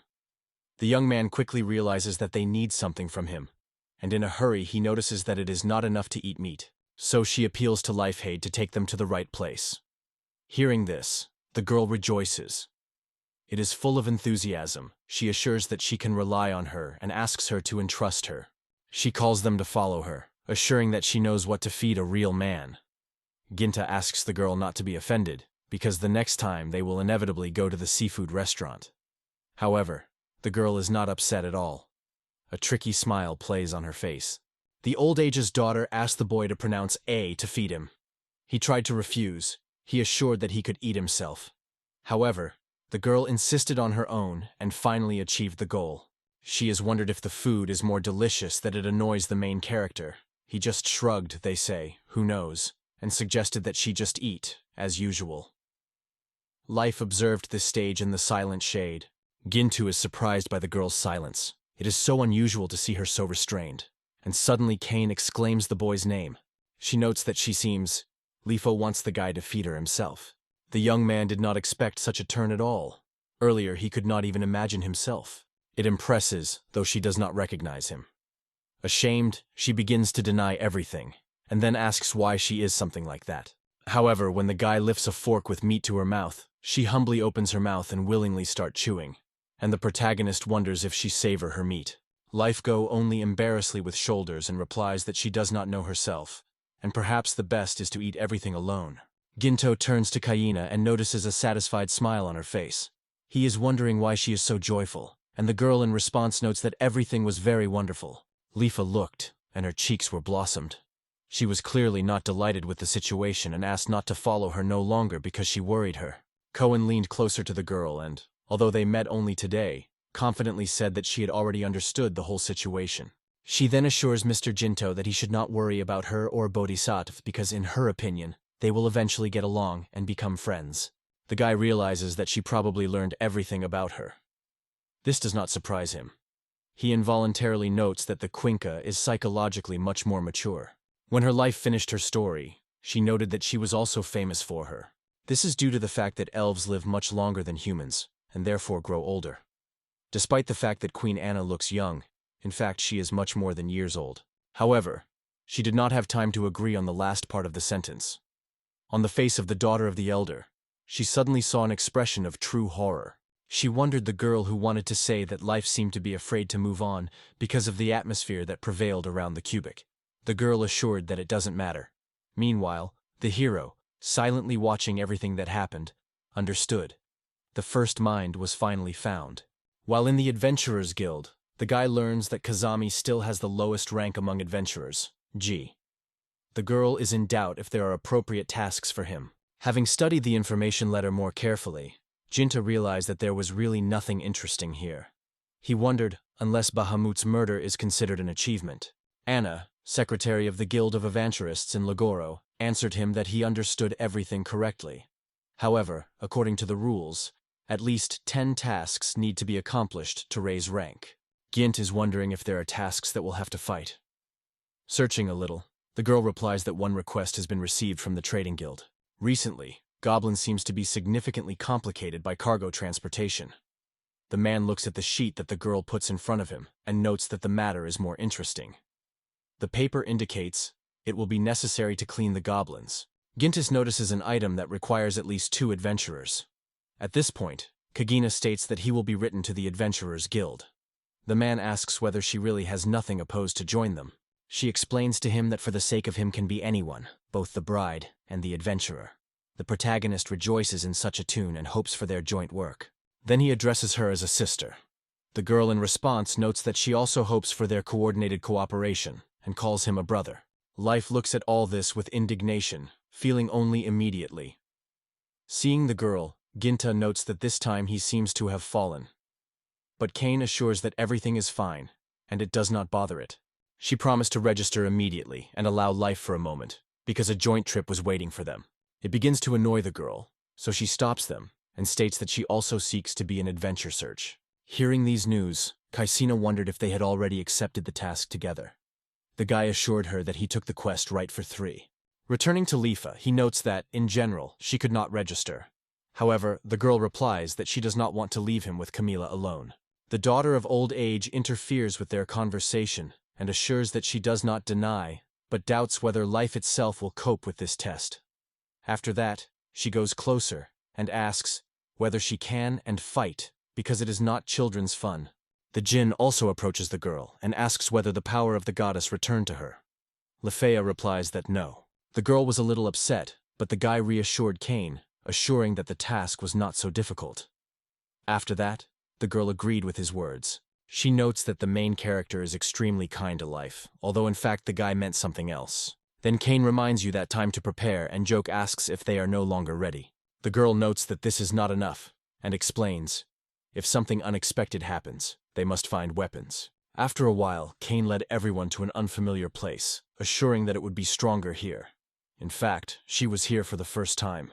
Going to the room, the guy immediately notices the lottery in front of him that he does not please him at all. Kane goes closer to the cashier, points to the banner and explains that this is their goal.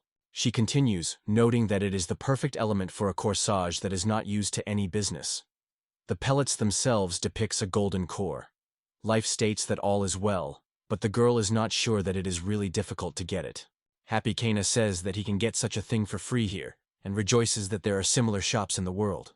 She notes that the guy reminds her of someone acquaintance, and then Life tells us that, they say, she knows nothing about this harsh world, and the daughter of the head is only a naive girl. These are really serious things. Kaina does not understand what is being discussed. Life explains to her, since she is unknown, it is called an unknown. This is what Gint's thought, and breaks human destinies. She realized that she had just heard the soul of the doomed. Kayen thinks whether it is really that a person is just not happy. From this thought, Life seems full of anger. Ginta notes that the true essence of luck in life is that it is only worth going out in the field, as it inevitably comes to manure. The girl asks him to silence. Then he approaches the kin and states that they will now determine which one is better. The girl does not hesitate this challenge. They turn to the guy, but he only points out that they should understand themselves, and Kaina confident assures that he will soon turn this money into a real treasure mountain. They only silently watched as the daughter of the village's head approached the cashier. But she could not understand what she should say. Soon Life approached them and explained that first you had to pay a clerk, and then pull for the lever. Kayanas, standing, lowering her head, said that she now understood everything and thanked the girl. And Jint wished her good luck in response. After a while, Queen approaches the main character, addressing his name and asks what happened. The upset girl confesses to him that she failed to win the baton, and all that she has left is a few things. But the guy assures her she is a real rare find, and in fact everything is not so bad. The girl is distrustful to ask if it is true, and then Ginta notes that not everything around is a junk. In his opinion, compared to Lifa, she is a real favorite of fate. Hearing this, the daughter of the elder is uncertainly asks if she is really so unhappy. He asks her to wait, she will soon see herself. It was not long to wait. All the views turned to the girl. They saw that she was sitting, holding a doll on her hands. It seemed like Life asked for only one, to save her. Someone could not tread where this hellish bad luck came from, and whether her good luck came beyond the border of the negative. The bodice reports that if it does not return this doll within 7 days, it will be a curse. None of the present is comforted by this news. Kane responds to what is happening, and the guy only asks not to approach him, assuring that he is not needed this doll. After dinner in the Lagarotun, all three unanimously note that the dish was surprisingly delicious. The guy notes that it is too late, but Life interrupts him, reminding that Guild can visit tomorrow. Then he suggests looking for a hotel for the night. For a while, sitting on the beds, Jint apologized to everyone, explaining that there was only one free room at the hotel. Coin assured that there is nothing wrong with this, and in addition, they would also save. The bodice, in turn, reassures, they say, everything will be good if the guy does not behave obscene. Suddenly she notices how the boy is approaching the daughter of old age. Already, when he is on his bed, the elevator asks what she is doing here. However, Kina explained that her mattress had a little dust, so now she would sleep with Mr. Gentile. And then Life itself picks up her arms and assures that he will invest with her. But Kadina only points out that it is too cruel to the newlyweds. The girl could not believe that she was going to do it here. She still did not understand when they managed to become a real couple. She then asked Katina, asking what she would have done if Bahamas was won by a woman. After these words, she sharply throws Life on the bed, begins to unbutton the shirt and pull the pants, and then answers her question. This is what she begins. Stroking the girl's belly, Kane is wondering whether he wants and know how it is to be near the boy. But Life does not have any delight. The girl just starts asking for help. However, Ginta seems to hear nothing, and reports that she is about to go to check something at height. The girl cannot understand why he to do it at this moment. Leaving the room, Kanina warned the girl not to pull, otherwise she would break them, and Life suddenly breaks the silence with a shrill cry. After she clapped the fireplace on her face, the girl pressed against the wall. However, the fireplace only joked and did not mean anything wrong. 2 girls stood by the phone. One of them, holding a piece of paper in her hands, asked if this image of the vandal was indeed. She wondered if it was his portrait. The other said that this picture was sent to them this morning, and now they should be especially careful. The girl begins to read aloud, written on the sheet. The text is about a young man with black hair and black eyes. He never pays more than 1,000 for rent, and every time he wins a considerable prize. However, it only causes her laughter, and she claims that it does not happen. Most likely this is another city legend. However, their attention is suddenly distracted by a visitor who came to buy something. The girls looked at him first, and then turned his look at the portrait, and recognized the same man in the stranger. Then the man stretched them 1,000 rings, which was a lot of frightened girls, and they suddenly realized that they had been in trouble. The wrong time later. Kayana and Ginta go down the street. The guy assures that everything is fine, and now they have this cane. The girl is surprised that the boy managed to win the first attempt. However, the protagonist notes that they should also look for a good armor, because both girls near the cashier were noticeably scared and began to say that they became victims of the dandling. Kindness supports this opinion, because security is above all. Finally, the main character notices the bodice among the crowd. His gaze stops at the ill-fated doll, which she still holds in her hands. He is surprised to ask if she has not yet got rid of this damn toy, but she just looks sadly at the guy, not knowing what to do, and quietly says that no one wants to pick it up from here. Kane adds that no one would take her life in all circumstances. However, no one is paying attention to her. Ginta removes staff from under the clothes and suggests Lifa to look closely at what he holds in his hands. The girl, hesitation, asks if it is really a king. The main character invites her to use the cane to remove the curse from the doll. Life perceives this idea with interest, and for some time borrows a cane from a guy. Armed with a stick, he becomes in front of her, ready to protect. At the same time, he begins to read a spell that promises that the cleansing light will open his vow. At this point, Ginta, watching the side, notices that the girl looked like a goddess. And now it directs all this energy to the doll. There is a wonderful recovery. The doll is wrapped in bright light. In a moment it turns into the most ordinary, not noticeable doll. The girl rejoices that everything came out, and, exhausted, falls to the ground. At this point, the young man notes that she is really wonderful. She coped quite well and noticed that the girl can also be reliable support. So they will have a rather balanced group. Two will harm, both of which are distinguished by force and Gint. Kina will play the role of magic, and the bodice will become a healer. Here, the daughter of old age tells the protagonist about the robe she mentioned earlier. She asks if she will be able to give it together with the corsage. He answers her to make it as necessary, and then she wonders if she really does not need this thing.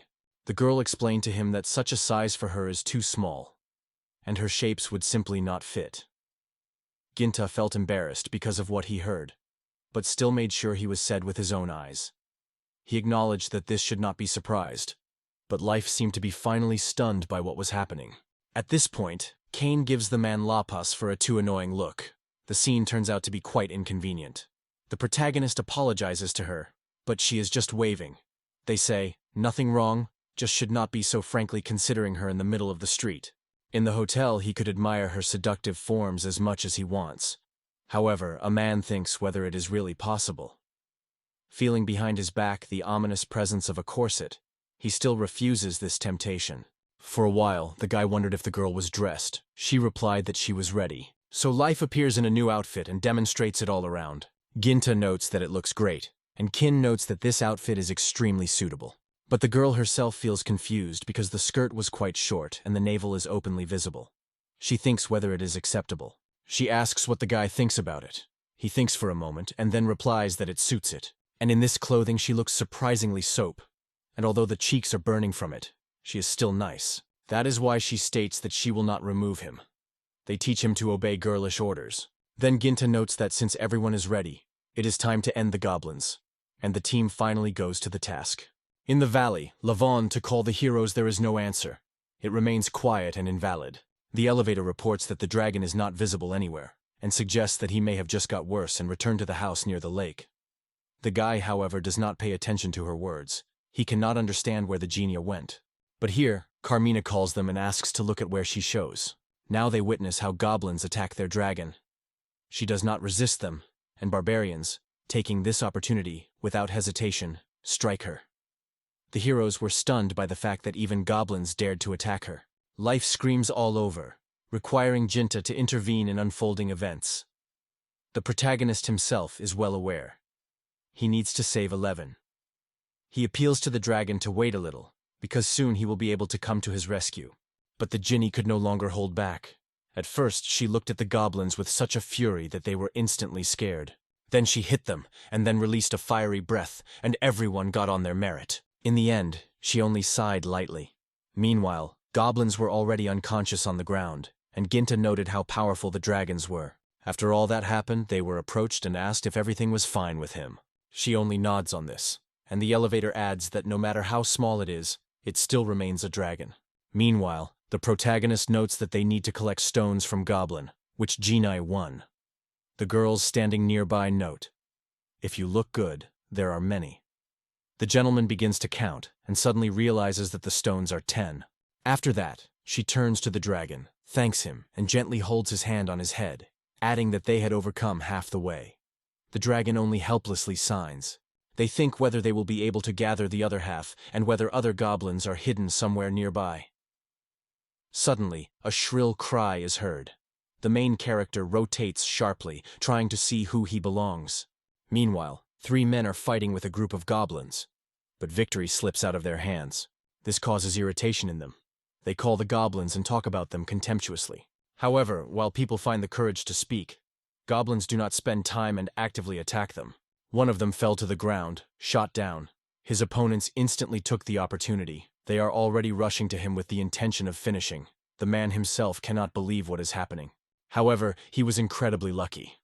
All the goblins that came to him, one by one, destroyed Ginta's sword, which at that moment appeared and dealt with enemies. The other 2 men were also surprisingly happy. All the goblins touched by magic immediately fell to the ground. They noticed that this girl uses weapons and realize that they are windy arrows. However, everyone is wondering who is the stranger that came to their rescue. They joined the bodice a little later. She noted that she was somewhat late, and she confessed that she was not sure whether she would handle it. At this point, someone from the crowd began to shout to stop the goblins. If someone touches their cart and breaks something, it will be very expensive, because the goods are worthwhile there, and to touch them is strictly forbidden. The girl can no longer stay away. She finally decides to start acting. She raises her cane and orders a dirty goblin to move away from the baggage. At first, he does not understand what the girl achieves. At that moment, he notices how she is swollen with a stick, trying to strike it. However, a woman instantly applies her sewing skills, and it saves her from any harm. He makes fun of her, but his entertainment is soon completed. When he notices a formidable dragon for a girl, life cannot understand what is happening to him. The girl rotates and sees the Haid behind her back, and this cannot but cause her joy. Meanwhile, the dragon begins to growly. When she directs her dragon's breath at him, Goblin fades away from horror, and Jint, watching everyone, understands at once. All this will inevitably end badly. So he asks Gaida to stop, and she inhales all that she has released. It upsets her, but the guy explains that otherwise she would simply burn their goods. Dragon is not liked this thought, but it has already resigned itself to such a position. Looking forward, he notices how the goblins flee, and reports to others so that they will pay attention to it. Ken reaches out his hand, stating that he will not escape, but Jint holds it, warning not to open fire. The girl asks if he is sure, but the guy explains that there are probably a shelter, and suggests watching them, and then removing their nest. Cinema is delighted with this idea, because it was for this decision that he hoped from Mr. Gentile. And all 4 are already ready, preparing for the battle with the goblins. And 3 travelers still do not understand who they really are. Pursuing Goblin, they enter the dark, thick forest. Evil is almost different in this darkness. The upset life points out that, obviously, this is where the goblin's nest is located. However, the kin does not like to stay in this place. She notices that a depressing, spooky atmosphere prevails here, and she increasingly no longer wants to stay. Meanwhile, Jint is looking around and realizing that the forest is actually endless. As they pass for some time, they notice the fragments of carts and the remains of cargo scattered along the way. This product never reached its destination, and the imagination is asked, did it belong to all the merchants that the goblins attacked? Kayana notices something ahead and warns the protagonist. Turning, at the last moment he has time to pull his leg, almost losing her through the arrow that flies straight into it. All this is a matter of angry goblins that stand right in front of them. These goblins belong to the elite of their tribe, They are distinguished by great force and are not devoid of ingenuity. Their protection is reliable, but the agility of these opponents is lacking. Kana examines her characteristics and notices that her level is quite high, but only points out that she has finally appeared. The hero warns her to be careful. In the open area, Goblin becomes much more dangerous. He then orders his life to watch everything from afar and be alert. If one of them is injured, it should immediately use the healing magic. At the same time, he reassures her. They say, "Let him not worry. Now, it is best to stay calm." He then appeals to Kokina to preserve life first. If necessary, she should also support him. To which Kokina confidently replied that she understood everything. He only noted that it could not be easy, but still puts her expectations on her. Noticing the confused look, let him hesitate for a moment, not knowing what to say to her. Finally, he asks her to watch everything, and if something happens, without any hesitation to destroy everything. The girls occupied the battlefield, and Ginta announced that it was time to start the fight. They, together with Hiding, prepared, and he ordered the dragon to move forward. But in response, she only squeaks softly. Now everyone actively resists Goblin, defending themselves and trying to cause them at least some harm. It looks like they do well. And Life, watching all this from the side, erases unnecessary and recalls the words of the protagonist. First of all, she needs to relax. But suddenly Goblin runs to the girl with a dagger in her hand, clearly hostile. The girl is terribly scared and has no idea how to proceed. So, the only thing that comes to mind is to surrender and turn away from everything that is happening. But the danger has passed. Nothing happened to her, because Kane's arrow managed to impress Goblin at the last moment. The man was lying on the ground, completely immobilized, and no longer found the strength to get up. And Lifo just tried to recover when she was returned to the mind of Kina. She noticed that the princesses should not look so carelessly around. The girl, in response, assured that she understands it perfectly. He waved his sword, causing many wounds to goblins. The protagonist wondered what happened to the enemies, and noted that they were extremely weakened, which is completely bad. In response, the goblins were only angry. However, the dragon now took 10 steps in the opposite direction, so it turned away. Ginta noticed it and asked what happened to her and what happened at all. Suddenly, another goblin comes out of the trees. It is much higher and more massive than ordinary goblins, and by characteristic features, the girl immediately realizes that it is someone from the team staff. His strength and protective abilities are simply crazy, and endurance impresses. Kayana still cannot understand whether their reinforcements have appeared on the horizon. However, without hesitation for a moment, she decides to strike him in the form of a heavenly shot. However, when the blow finally got it, he did not harm him at all. He still stood quietly on the spot. A girl can't believe her eyes. Just like Ginta, who does not understand, as Kuchina's magic reflected from him and how strong he was. Life explains that it is a Dorita armor. Kana notes, "Is not a Dorita made of iron balls?" Listening to their conversation, the hero does not understand any of the special terms used by girls. However, this does not stop them at all. They are easy to have a dialogue further. The elevator notes that Goblin's armor is actually quite good, and adds that he probably got them from traders. The young man decides not to listen to their conversations and focus on the business. Subsequently, he hints to the protagonist, which may be worth retreating, because armed goblins pose a serious threat. Ginta has already dealt with all the goblins, and now their soulless bodies lie disorderly on the ground. The protagonist asks the girl to forgive him, because today he must destroy this nest, so that they are no longer terrorizing the roads. Kayana was only fond of Mr. Ginta, and life reminded her every time he won Bahamas. And until there is no more dangerous creatures than Bahamute in the world, they have nothing to be afraid or beware. Sigorously with relief, Dobrynya assures that it is about it and nothing else. She felt that she became quite useless, as if life was pushing for her like a burden, and convinced, if no one was suffering, then it did not need it. It may be better for Ginta. However, the protagonist asks to stop inventing such thoughts. He then explains to them that he can safely fight only because Heap and Leifsey are covering it. He is fighting in front, because his role in the group. And all this is only because he does not want to put both in danger. His words are stunning the girls and moving them to the heart. Kayan confesses that he is extremely appreciated and ready to follow him all his life. Life replies quietly that he will also try to do everything possible. although he was amazed by Gentis's actions. He fades in a clear surprise, and then confesses he would not want to feel pain again. They say it's time to move forward and leave everything behind.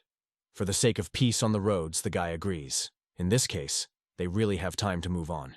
However, he urges everyone not to lose vigilance because no one knows and cannot predict what awaits them ahead. However, it is absolutely clear to everyone. The decisive battle with goblins under the command is already inevitably approaching. After the Haya used her cane and imprisoned to heal the wounds of the dragon, her life wondered if she was in order and whether she had pain. In response, wanting to assure that everything was fine with her, Hei only cheerfully shed. Genta only draws attention to the fact that the girl is a wonderful healer. In response, she declares with a smile that otherwise she cannot be, because she is a goddess. However, her self-confidence quickly disappears. Her point of view is refuted and returned from heaven to earth.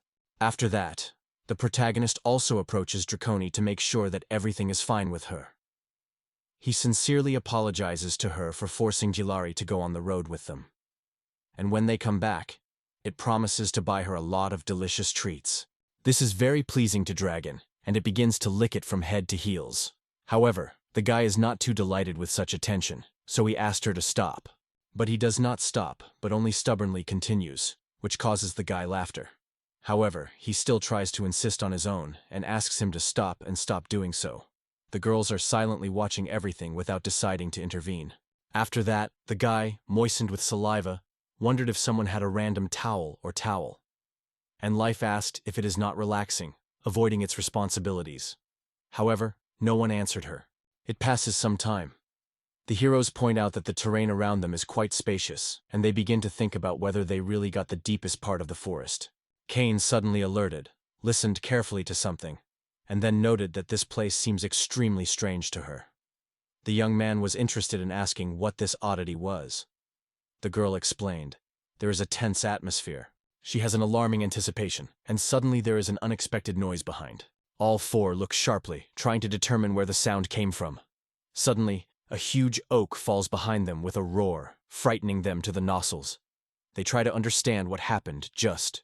At the same moment, the air is cut into loud steps, and before everyone appears King of Goblins. He grows angrily, and this spooky sound causes anxiety and inconvenience in all present. It was a lot of frightened, so they immediately decided to retreat.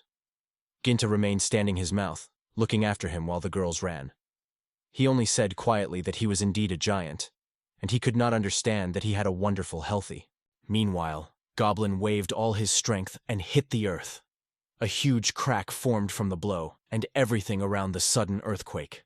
This crack rose even higher, and her appearance caught the girl by surprise. The blow was so strong that she fell and could not get up. Meanwhile, he noticed the dragon he got, and suddenly he was urgently worried about her, because she was part of their team. He landed quite far, which he scared all their companions. While everyone was stunned by her appearance, Goblin took advantage of the moment and quietly moved to the guy behind. Goblin has already swung on him with his weapon, and in his eyes he had burned a lot of determination. But Ginta had time to dodge, using the sword as a shield while struck. As a result, his sword flew into two parts, and the blade itself flew in an unknown direction. This was extremely surprised by Goblin, because before no one could even repel his blows, and he did not expect similar to the ordinary man at all. Lifeline Kano watched everything from afar, amazed by the guy's power. But her surprise was not limited. She soon noticed the appearance of a magical circle. Inside stands the protagonist and fiercely barks with Goblin for a sudden attack and a cunning trap, believing that attacking behind is a meanwhile and unfairly. Suddenly, a powerful wave exploded on the sight of the magical circle, rushing with the triumph towards Goblin. He was not ready for such a rapid attack and did not even have time to do anything. The protagonist asks him how he dared not only to touch their feelings, but also to touch her. He warns that the abuser will receive on merit and will continue to know well what it means to harm them. After these words, the hero sharply exposes the sword forward, and in the air a whirlpool is formed. Girls still watch everything that is happening from the outside. The bodice does not hide the surprise from the incredible magical power owned by Ginti. And Kindi also does not stay away, and enthusiastically notes how much the main character is. However, the man suddenly realizes that he had bent the stick, and quietly confesses to himself that he tried to restrain, but nothing happened. He created a black flame in the sky, though weak, but it happened. He could not believe it, because he did not want to happen at all. After everything subsided, it took a while. All three lay on the ground, trying to restore the strength, because this difficult day exhausted them to the edge. Suddenly, life itself recalls the guy's words and asks if he really restrained. Since there is no wet spot left of Goblin, the guy guilty apologizes to them for everything that has happened. Then Kane wondered if everything was fine. Ginta reassured her, saying that she would not have to die from such, and most likely, just hiding somewhere. To see his guess, he got up from the floor and went in search. Suddenly, his attention is attracted by sounds that come from somewhere nearby. The protagonist guesses that in the same place where he points out, girls are exploring the surroundings with him and still cannot find it. Suddenly, a stranger approached Gint and asked what they were looking for. Without rotation, the guy replied that they were looking for him. At this point, someone tells him that she stands right in front of him. The guy turns. Before him stands a naked girl with horns, and her face glows with happiness. She rejoices that she finally found them. A man cannot understand who she is and where it came from. At the same time, she rushes into the arms of the protagonist, overflowing with the joy of meeting with the owner, and in the heat of herself, he falls on the floor. And Ginta still cannot understand who this girl is and what is happening. The girl tries to explain to the boy who is under the influence of drugs. The guy cannot believe for a long time whether the girl is really in front of him. It's from the guy dragon, but it does not seem to be a lie, so they have nothing to believe. Life looks at the high as the body itself the girl, and notices her horns and wings on her. It is a great surprise, so she does not start learning a stranger in more time. She suddenly noted she really looked as if she was under a hook. The guy still couldn't get away from Herd. Is it true of him and those who stood before them? The girl returned to him and said that she repeatedly repeated it, but he still did not believe her. But the main character does not leave the thought. How did she get a human body? She does not understand this herself, although she has some suspicions. It seems that everything happened after she was thundered by those boxes. She continues her story, noting that a strange water has got into her mouth. She did not have time to notice how everything changed, how she found herself in the human body. Gentis assures that everything is clear to him, though he really did not realize anything. And suddenly it comes to him that Hilly was a girl all this time. And he, without restraining, carefully asks if he guesses correctly. And the life that stands is strictly warned not to look, because it is indecent. He takes a cloak and throws him on a girl, trying to hide her whole body. The girl herself confesses that this clothes prevents her from moving, and it is very difficult to move in it. Life apologizes to her, promising to find something more convenient soon. The hero lifted the bottle, approached Hai and asked if she had not accidentally drank this liquid. The girl nodded. Kanan wondered what it was. Ginta replied that he did not know himself, because he just got it out of the box, although there were almost no such bottles. They conclude that these potions were probably decorated, and therefore had the ability to cause metamorphoses. Some of the audience did not completely understand Kane's words, so Kane specifies whether it really means that these potions turn a monster into people. Hearing this, Life asks how the girl feels now. Does she hurt, or is everything okay? However, the girl does not fully understand the meaning of her words, so he lifts the cloak high enough, considering himself long to make his own state. She claims that everything is fine with her, and there are no problems in her life. However, Life itself seems to be clear, and asks the girl to hide as soon as possible. At the same moment, she carefully covers the eyes of the head hero so that he does not see anything. In the meantime, Kane proposes to inspect the terrain first, and the guy supports her idea. He begins to think that they may be able to find a potion that will return Hai her previous look. The protagonist notes that after the victory over the main goblins, it is necessary to return to the city first and notify the guild. His proposal is general approval, and the whole group immediately moves on the road. For a while, when they were already in the city, and leisurely walked around the streets and then entered the store, the seller asked them whether he should evaluate all the grains lying on his table. The heroes brought him a whole handful of artifacts, which was completely knocked down by the Panthelic. He did not expect such. He just wondered how many fragments actually gathered in this collection. The protagonist explained that, of course, they all need an assessment, but expert examination is also required to prepare a report for more than 20 units. The man states that he has understood their wishes, but warns that it will take some time. After that, he begins to calculate 20 pebbles. Let him watch the seller carefully the parchment and record something. A man asks a girl if she has never seen a pen in her life. The girl confirms that he understood everything correctly, and is surprised to share the impression. The pen seems to her a strange, but at the same time an extremely interesting thing. These words are very embarrassed by the seller, and he is surprised that Giti is a really strange child. However, suddenly when calculating the grain, it notices a little unusual. Putting the stone in the hand of a young man, he noted that, apparently, a regular stone accidentally got into the nuclei. So he asked the boy to rub him. Jint was surprised and could not believe what was happening, but immediately apologized. Thinking, he remembered that he found this stone in the forest where King Goblin died. Then it seemed to him that it was their core. But now he began to doubt his conclusions. He decided to ask Life in more detail about the nature of this find.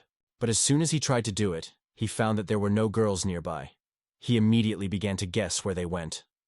The seller, noticing his confusion, explained that when it was about the girls he came with, they are now in the children's clothing department. Meanwhile, girls happily exclaim her name and approach her, happy, with baby clothes in her hands. They are asked to look carefully what they have chosen for her, and then they offer to try these things. Hitty feels a real shock. In the end, the girl confessed that he did not want to do it and will not. She sincerely did not understand what was happening. Meanwhile, Hiva, shouting the name of her mentor, tried to escape from their hands. At the same time, Life and Kagan asked to calm down and not move, convincing her that she would definitely find their affection. Subsequently, the girl still managed to dress in a festive dress. The surrounding ones began to admire it. Life noted that it looks extremely cute, and as if by instantly compared it with adults. The girl herself cannot believe it. And now she has already changed 2 images. She was first in jeans, jackets, and beretti. The last image of the girl was a soft and fluffy dragon suit. The girls could not remain indifferent to such a spectacle. They continued loudly and looked at its reincarnation. They say he is extremely sweet and fascinates everyone around. The girl just dressed, barely holding on her feet from fatigue, but Life and Kana did not stop calling her charming. The channel came closer and suggested trying on the outfit again, but the girl only begged for salvation. Dressing again, let him come to Mr. Ginta. She says that Ken's life was full of anger and cruelty, because she was constantly offended and forced to wear various costumes. He explained to Heaven that they did not want to make fun of her, and asked for forgiveness on their behalf. And all this is just because the girl was so sweet that they could not stay. He cannot understand that in her niceness so special. The young man explains to her that she looks like a princess from the country of dragons. From these words the girl blooms with joy. Jumping joyfully, the boy rushes Ginty on his neck, and assures that he really wants to try on these clothes. The seller, and without words, understands his admiration, and announces that the price of this dress is 4,800 rents. At the same time, he does not restrain himself from laughter, because it also pleased it. Subsequently, the protagonist, looking into a piece of paper, notes that it is only necessary to report in the guild, and the task will be completed. Life throws, they say, everything is too simple. However, Kayan cannot understand why this girl looks so happy. Meanwhile, she took a few steps forward and, rotating around her axis, enthusiastically looked at the surrounding, because there was so much new that she had not seen before. Watching the girl, Ginta realized that she really got a lot of pleasure from what she saw. His assumptions were confirmed. And then she quietly admits that she always dreamed at least once to stroll through the city. Previously she always waited for them at home, but now she was happy to be with the girls on the farm. All 3 listen carefully what the girl tells. For them, all this is everyday life. And for her, something incredible. Kanina points out that the girl probably felt lonely all this time. The bodice agrees and adds that they did not think about her feelings. But suddenly he stops suddenly. The girl's stomach grumbles loudly. She confesses that it is very hungry and has not happened to it. The protagonist proposes to go somewhere because he feels famine. He asks the girl what she would like to eat and whether she has any food preferences. Gade does not believe that they are addressed with this question, and Ginta assures that they will acquire everything she wants. It is only necessary to think a little. In this case, the girl notes, she said she wanted to eat goblin. All 3 are surprised. Herd impresses them so much that they cannot believe their own ears. A silent pause fell. None of them expected such words from the girl. Then he asks her to choose something else, but none of them understands the reason, because the guy said that she can choose everything she wants. He apologizes to her and explains that it is usually not eaten. For a while, they were already at the hotel and soon learned that they would live together in one room. The protagonist apologized, explaining that there was no other way out. The same life seemed to tell him. In fact, this is not the problem. He noted that there are only 3 beds in this room. Now Cassina noticed it, and noticed that it could be a real problem. But suddenly she is illuminated by a brilliant idea. She gladly claps in her palm, and then, without thinking, she declares that she will sleep with Gint, but suddenly begins to yell. Her life approached her, and began to cheat on her. At the same time, she adds that she knew perfectly. The girl would answer that way. Then the woman hugs the girl, reassuring that if she sleeps high, there will be no problems. McCain does not like it at all. She thinks it is absolutely unfair. After all, she also dreams of plunging into a dream with High. But her life persistently reminds her, this girl belongs only to her. Elf does not understand who has made this decision. Then, trying to snatch a girl from the embrace of life, she attracts her to herself and declares that he, of course, wants to spend the night with her. Both girls were already ready to release the situation as suddenly Life, turning to one of them, calling to approach, bribing pineapples. Cinema remains dissatisfied. It seems wrong with such temptation by food. She tells her Life, but she does not listen to her, and Hyde only asks them to stop, noting that they behave like young children. After all, planting girls on a bed, she announces that she has a wonderful idea. Taking the girls by their hands, all together rush to the main character lying on the bed. He only points out that this is the only possible decision. Girls very much like this development, all but Ginta. He is not delighted, and displeasure pushes girls out of bed, which is why they fly quite high. After that, Ginta notes that in such circumstances he will not be able to fall asleep. A little girl with long hair gathered in 2 tails thanked the protagonist, calling him Mr. Kazami. She smiled sincerely, opening the little white teeth. After that, she confesses that she had no idea that he would destroy the whole of the goblins, and now they are no longer causing them, and her work is becoming more interesting. He replied that he was surprised, but still glad. The girl with 2 tails told him that he really helped them. Lof and Cinema only silently watched and listened to this conversation, staying away. The elf could not understand why her voice had such feline notes. Life admires only her love with her look, and, perhaps, it is because of this quality that the Gint likes when they talk to him as frankly as the girl with 2 ponytails did. She was unambiguously flirting with him. He notes that they have already received a reward, and then he thinks what to do next and invites them to go somewhere. At this time, Lifa calls Mr. Kazami. He adds that she also seeks to go with him to the same thing store, saying it in a little girl with 2 tails. However, the rest of the boys did not pay attention to her at all, and Ginta, rejecting her words, also asked if the girl had any suggestions on the next task. And a little girl with 2 tails, rushing in her table, looks thoughtfully at the question that appeared before them. Kin, having read the title, cannot fully understand how to find a broken person. Moreover, a person of such a rank. The girl with 2 braids explains to him that at first the reward for the case was smaller. However, since a person cannot find it for 6 months, the reward has been increased. Kaisina points out that they seem to be very looking for him, and a little girl with 2 pigtails agrees. This is probably true. She then said that Mr. Lion received financial support from this company, and, apparently, studied any drug, and then he just disappeared, as if he had not. However, the most interesting thing in this story is that all the research materials disappeared with it. The main character's face is clearly disappointed. How could he just escape? After the words of the reservation from this girl, fate seems to be even more pushed by him for this task. So she appeals to Ginta to accept this call. The young man turns to her and says she wants to take it with him. However, there is one problem. It will be extremely difficult to find a person who disappeared half a year ago. Cassina notes that in this case there is probably lacking many details. After all, this man simply disappeared with the results of his research, which is why they cannot be able to make this task. The girl talked about it with such fascination in her eyes. Initially, the rest of the team was wary of her. But later, they supported her, and the Jinn noted that it would be a mistaken choice. With confidence and determination in words, he suggested that they take this task. A little girl with two tails shared with them information about the case. Ginta, holding a piece of paper, wondered if Mr. Leo was really depicting it. Then the guy asked the girl if she had any information. Again, looking at this sheet with his own photo, the protagonist sighs and recognizes that he is convinced again. To take up this task was a waste of time. He is approached to look at the leaf, and suddenly exclaims from surprise. She adds that he knows this man well and that he lives near the owner's house. The main character at first does not understand what the girl means, and it is amazing her. Only later does she ask if it is true. The girl replies concisely that everything is.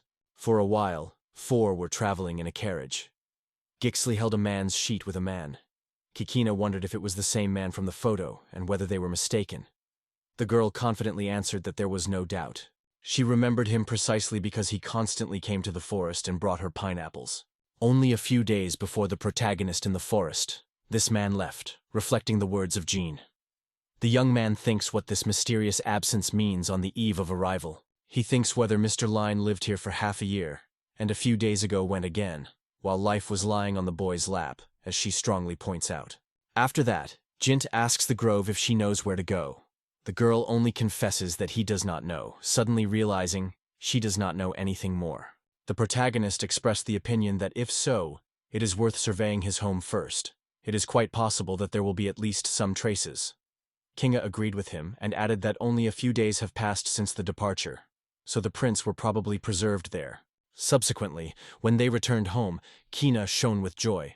It is her home with Mr. Ginta. The elevator was amazed at such excitement because she lived here.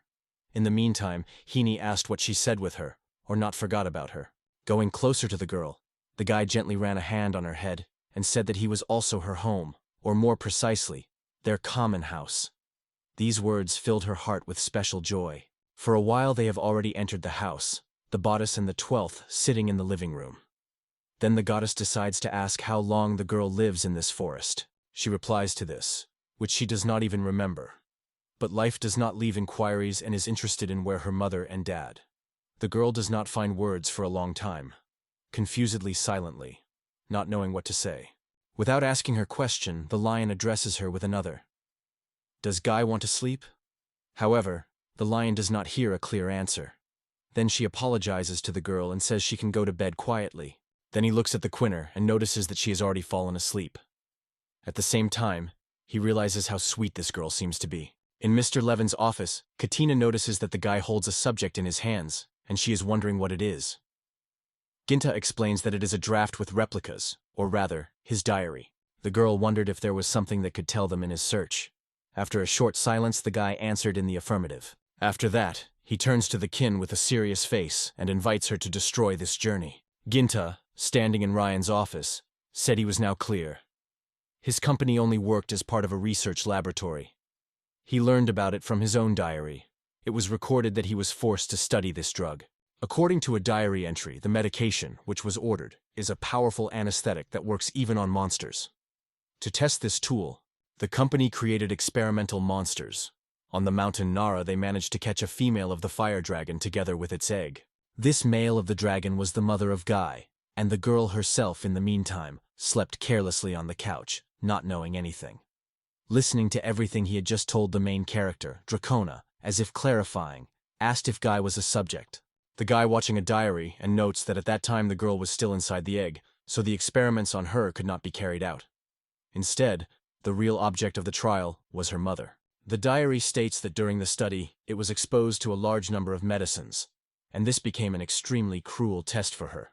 This is why Mr. Ryan, who categorically denied this company.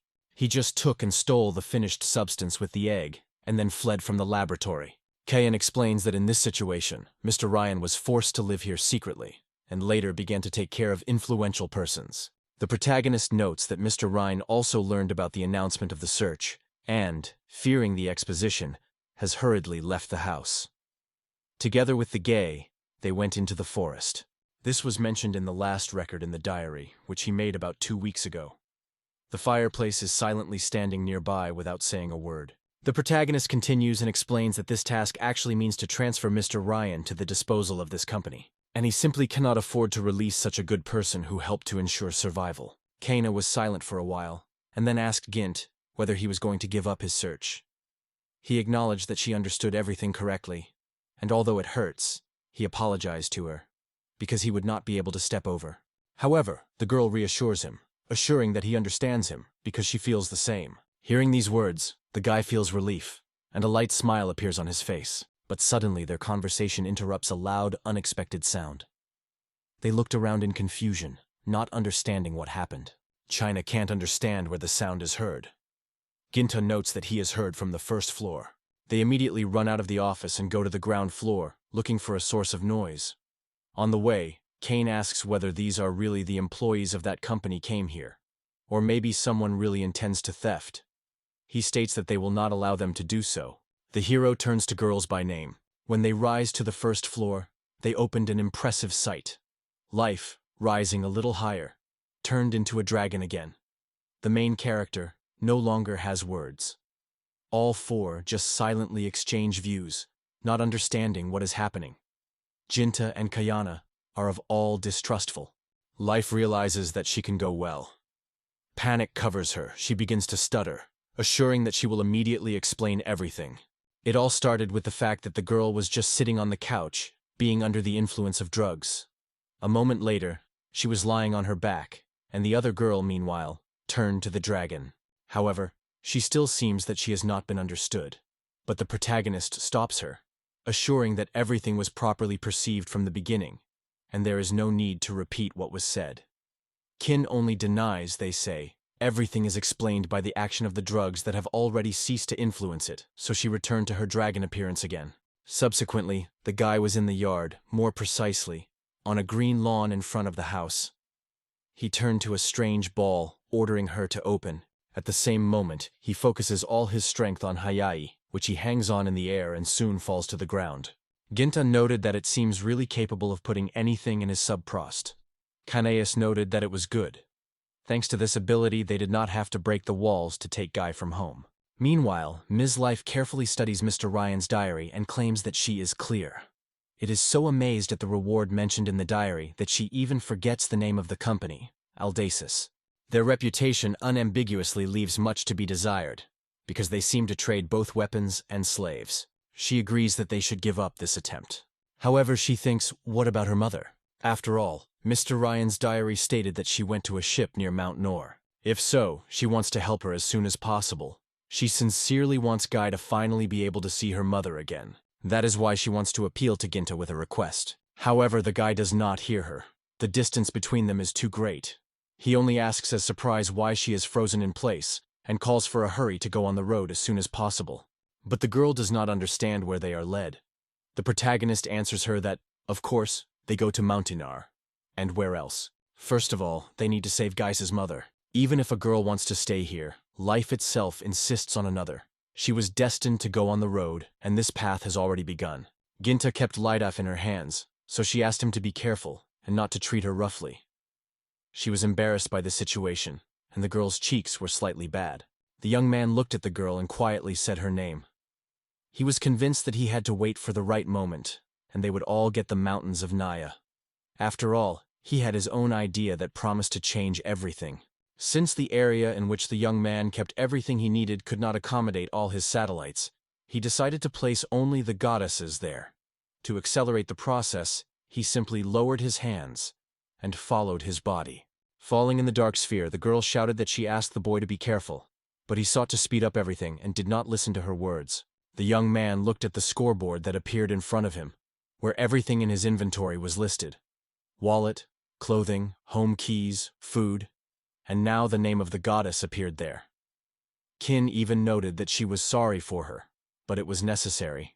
Since the dragon could not carry 3 people at the same time, they decided to hide someone in the dark sphere for the trip.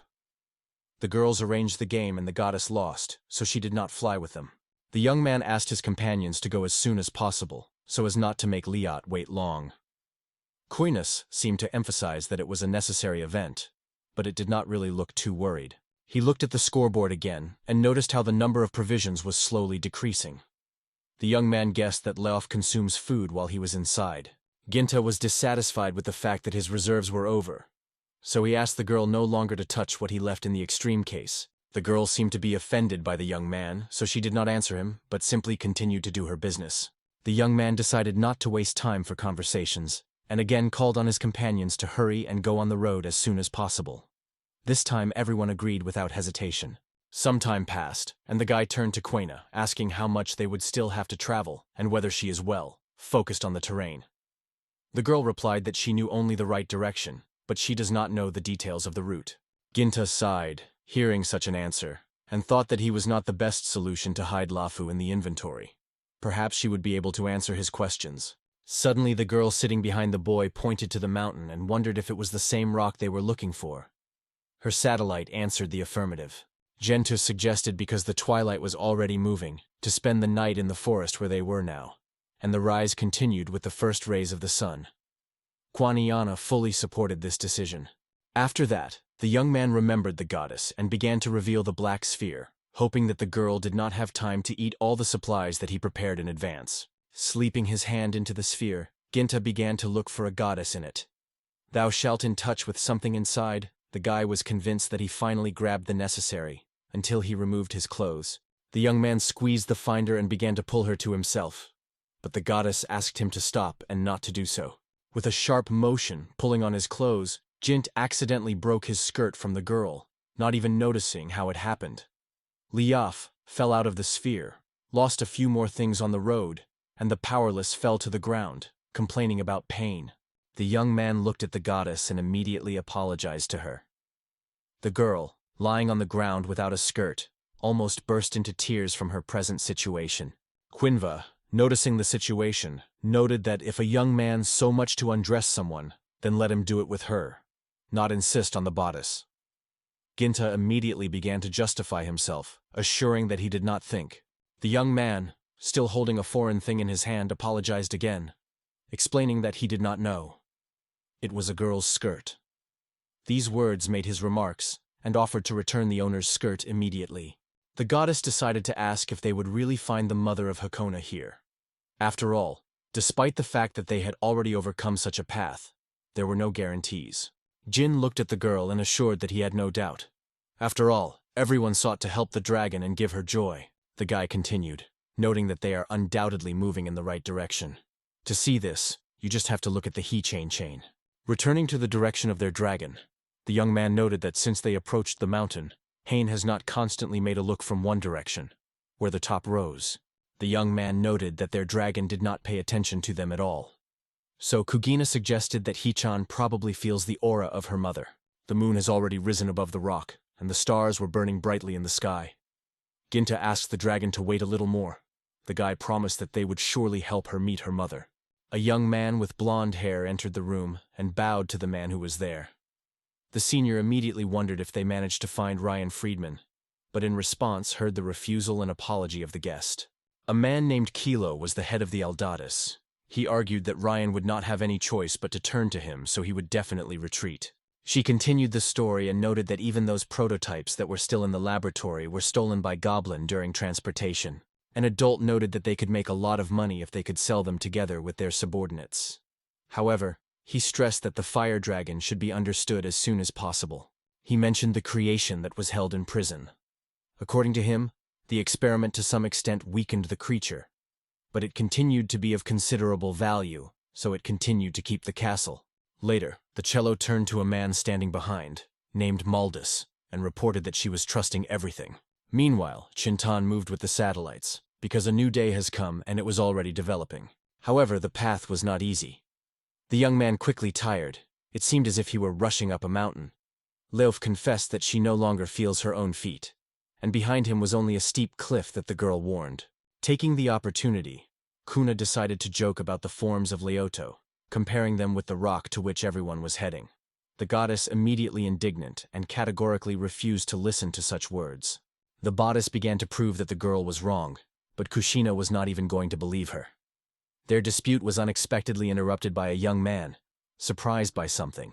As he was approaching, Ginta noticed a cage in the mountains and guessed that it was probably that his mother was kept there. The young man could not believe that their goal was finally achieved. They found their mother's mother. Kwana also drew attention to the strange circumstance. No one protected the creature behind bars. When they came closer, Everyone noticed how huge this cage was. Indeed, there was no one next to her. The whole company stared at the dragon, realizing that the mother was a chance lying as if it were sleeping. The tutor approached Gint and wondered if her mother was really. The girl answered it affirmatively. The dragon could not believe that they really managed to find her closest relative. But when Chan called that woman a mother, she reacted very strange. Leophis seemed to be frightened. The dragon behind the lattice made an unbridled sound. Kudina noticed that her mother was extremely strange. Something obviously was wrong. Ginta was silent, trying to understand what prompted the older dragon to behave so. Looking at the statistics scoreboard that appeared in front of him, the guy realized she was almost 0, and the dragon herself was in an extremely weakened state. However, before she managed to do something, the boy's mother looked strictly at the audience, as if intending to attack them. The man immediately ordered his comrades to retreat. The mother of a fascinated boy straightened up to the full height, emphasizing her advantage, and loudly quarreled, frightened by all those present. However, the creature behind the lattice sought not only to scare visitors, she decided to attack them by releasing a flame. Hei-chan swept a real shock. She could not believe that her mother seeks to cause disaster to her and her friends. Although this behavior was caught by Gentis by surprise, he did not get lost. He immediately grabbed the sword and managed to beat the blow. Although the dragon was locked in the cage, he still released a fiery breath, aiming it at uninvited guests. The young man lifted the sword, and with the help of a dark flame, he took a blow that was flying in their direction. He also stood near her friends, watching her mother prevents anyone from getting closer. Even the young man who possessed a great force and skillfully held the sword, it was extremely difficult to resist such a fervent reply. Jinto was breathing hard and covered with sweat, acknowledging that it was extremely dangerous. He managed to repel the dragon's breath, though he still touched him. Seeing that the young man coped with the threat that hung over him, the girls ran up and began to ask if everything was fine with him. Lifa could not understand what had just happened, and why her mother attacked all of them with prayers. Ginta, once again looking at the creation, did not hide his condition. The guy explained that the senior dragon was not aware of what was happening. Her mind was blurred. The young man was convinced that she did not understand anything, and her actions remained for her out of sight. Ginta suggested that perhaps the dragon behind the lattice was under someone's influence, and in this case, the purifying magic of Leof could help. The girl thought, and then confirmed that she was ready to try. Suddenly, a chunky man appeared among the guards of the new moon.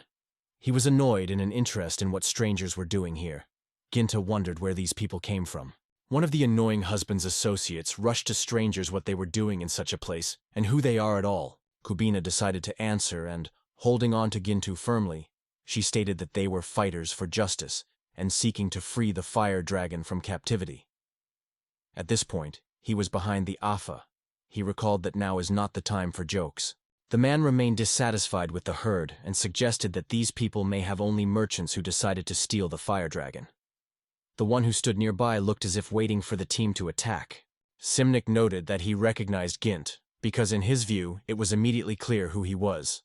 Many people seemed to have heard about him, because the young man was invariably lucky. The cello wondered who this man was, because she had not heard about him before. One of the guards explained that a stranger is a dangerous magician and a swordmaster. The warrior continued the story, remembering how his comrades who were in Kokini almost died because of him. The rest of the men who came with the stranger were worried. Now the young man was not alone. A dragon and his assistant stood next to him. Then the cello urged everyone to calm down. Looking at, the man who pointed to the rock ordered his people to open the gate immediately and release the senior dragon. However, Akacello was guided by not good intentions. He reassured his guards, ordering them not to be afraid of anything. Then the man turned his gaze to the performance where the girl stood, Lady Meldus, the owner of the monster. Ginta, having learned who stood behind this man, was surprised, and only asked if it was really the same person they were talking about. The bodice also could not understand whether this girl could tame her mother, Hichans. The earth shuddered again, lifting clouds of dust into the air. However, this time the reason was not in the blow. Just the order of the man was fulfilled, and a casual mother seemed to lose her desire to attack. She only silently looked around. Ginta was stunned with his comrades. He could not think that her mother would be such a huge dragon. Ken added that the adult dragon is much exceeding the size of their friends. The man in the gap froze from horror, seeing the dragon, and could not hide his fear. Ginta looked at them and realized that they were extremely frightened by his mother, Hichan. Recovering from shock, Agatello remembered the girl in the cloak and exclaimed to her. He demanded that the Melchi would help him. Meldus looked focused and heard a man wanting anyone who does not like, bearing a divine punishment. However, the owner of the monsters did not have time to do anything. She was struck by the fiery breathing of Mama Hichan. Seeing this, the cello exclaimed something to the girl. Mrs. Meldice has already been covered with flames, and everyone who stood nearby saw her body unconditionally giving up fire. Some from the crowd shouted that water should be brought immediately. Ginta with Kumin, watching what was happening, could not believe their own eyes. They stood in silent surprise, thinking how the girl managed to overcome the young man so easily. Hearing the stones nearby, the guy looked back to the place. In a few moments, Maldus fell just where the guy was guided and fated. The lord of the monster lay motionless, and a complete silence prevailed around. No one could predict what happened. Ginta, unable to withstand tensions, dared to ask whether Ms. Meldeus was all right. Maybe she needed help. The girl remained in the pose in which she fell. She did not say a word, she only looked at the young man. Ginta could not understand the content of her gaze, and silenced again, while the Hichan standing behind looked frightened by this tense atmosphere. In a few seconds, the girl in the robe suddenly rose and quickly began to move away from the guy, who was openly embarrassed. After getting rid of, Ginta rhetorically asked himself why Melda fled so hastily. The cello could not believe that Lady Melda's chairman left him to his own way and just fled, because he was counting on her help to curb the drag. Having realized that now neither the man nor his guards will help no one, the guys with the cello, too, decided to flee. The group moved away rapidly, shouting the girl to wait for them. However, the housewives were no longer nearby. Kugina, watching the escape of men, asked what, in fact, a thing. Ginta Chuko. As it turned out, the peace of the senior dragon did not last long. The mother, shouting the spell, reappeared on them, unambiguously demonstrating her hostility. Ginta decided to find out in the bodice how far the effect of her cleansing abilities was spreading, because he was set to return the Haichen's mother to normal. The girl thought about it and later replied that her magic acts only 3 to 4 meters from her. The guy himself suggested that the radius of action would be small. The young man thought that at such a small distance, the dragon could easily hit his tail or claw, not to mention the fiery breathing. If the bodice picks up too close, she will have no chance to survive. The guy explained that it was now dangerous to stay with the mother of Hichens, so he asked to take them and Kumin to take them somewhere. In addition, he instructed Kumini to take care of the goddess. The girl with short hair did not understand the actions of the young man and wondered what he was trying to achieve. Ginta explained that he first wanted to reassure his mother Hichens. The girls did not deny and listened carefully to the boy. They rose to Gaichen and went in the opposite direction, again filled with life. Lyuf turned again and looked at the agency. The alarm for him did not leave her. The old dragon rushed to the guy, not yet letting the flames. He caught a young man with large paws to a young man. Ginta was difficult, and every movement was not easy for him. The ancient dragon cleverly evaded the blows and, if necessary, flew into the sky, which was extremely complicated by the task of striking it. Ginta realized that unlike the Hechen, an adult dragon was able not only to fight on the ground, but also to easily fly into the sky, and this testified to his experience. That is why the guy suggested that his attacks were unlikely to be able to reach the goal. Suddenly, a young man began to twist around the young man, raising smoke clubs near him. He could not understand what was happening, so he raised his head up. Seeing the Chance Mother froze in the battle rack, he could not believe that she really intended to attack him from the air. However, even more the young man worried not his own life, but that the blow could be so powerful that he would get his girls. Ginta did not immediately realize that the senior dragon thought. However, it became clear. His goal was not a guy, but girls who tried to escape. The young man realized that he would not have time to protect his friends and did not know what to do next. In despair, he only exclaimed the name of their girlfriend, who was a dragon, and relied on her. The pillar of the flame was constantly approaching, and it seemed that the girls would not avoid collision with it. They just had no chance of escaping. But suddenly, something that no one could predict. He suddenly harnessed his wings, spread them, and managed to fly into the air, avoiding the blow. Quikina and Liafa almost fell from surprise, grabbing behind their friends. Jint did not hide his admiration. Surprise and delight flashed on his face. He seemed to forget about the battle for a moment, and just looked at his girlfriend.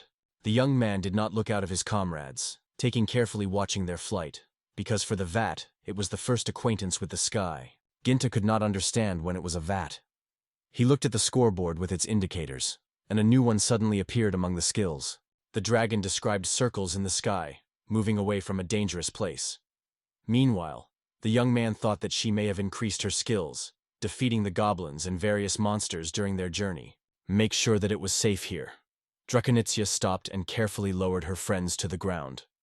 The bodice praised the 11th Chan, noting that she coped perfectly and now got a new ability. Kuyuena noted that they are far from the battlefield, so she will be waiting for Leofa, and Hichin should fly and help Gintan. Drakonitsia did not deny, because she sought to help the young man and at the same time save her mother. So she left the girls and again starred in the sky. The young man, seeing his beloved flies to his aid, felt genuine joy. Ginta turned to Heichand and acknowledged that he would not have the strength to overcome his older dragon. Therefore, he asked her for help. Now, acting together, the young man felt confidence that they would be able to save his mother's mother. His girl, full of inspiration, did not doubt their victory at all. Ginta, managing a dragon, rapidly rushed towards an adult opponent. Heichan spread her mouth and released a stream of fire forward, directing it directly to the older dragon. He, noticing the approach of the flames, began to shy away from or fly. He just covered himself with a spreading wing, taking a blow on himself.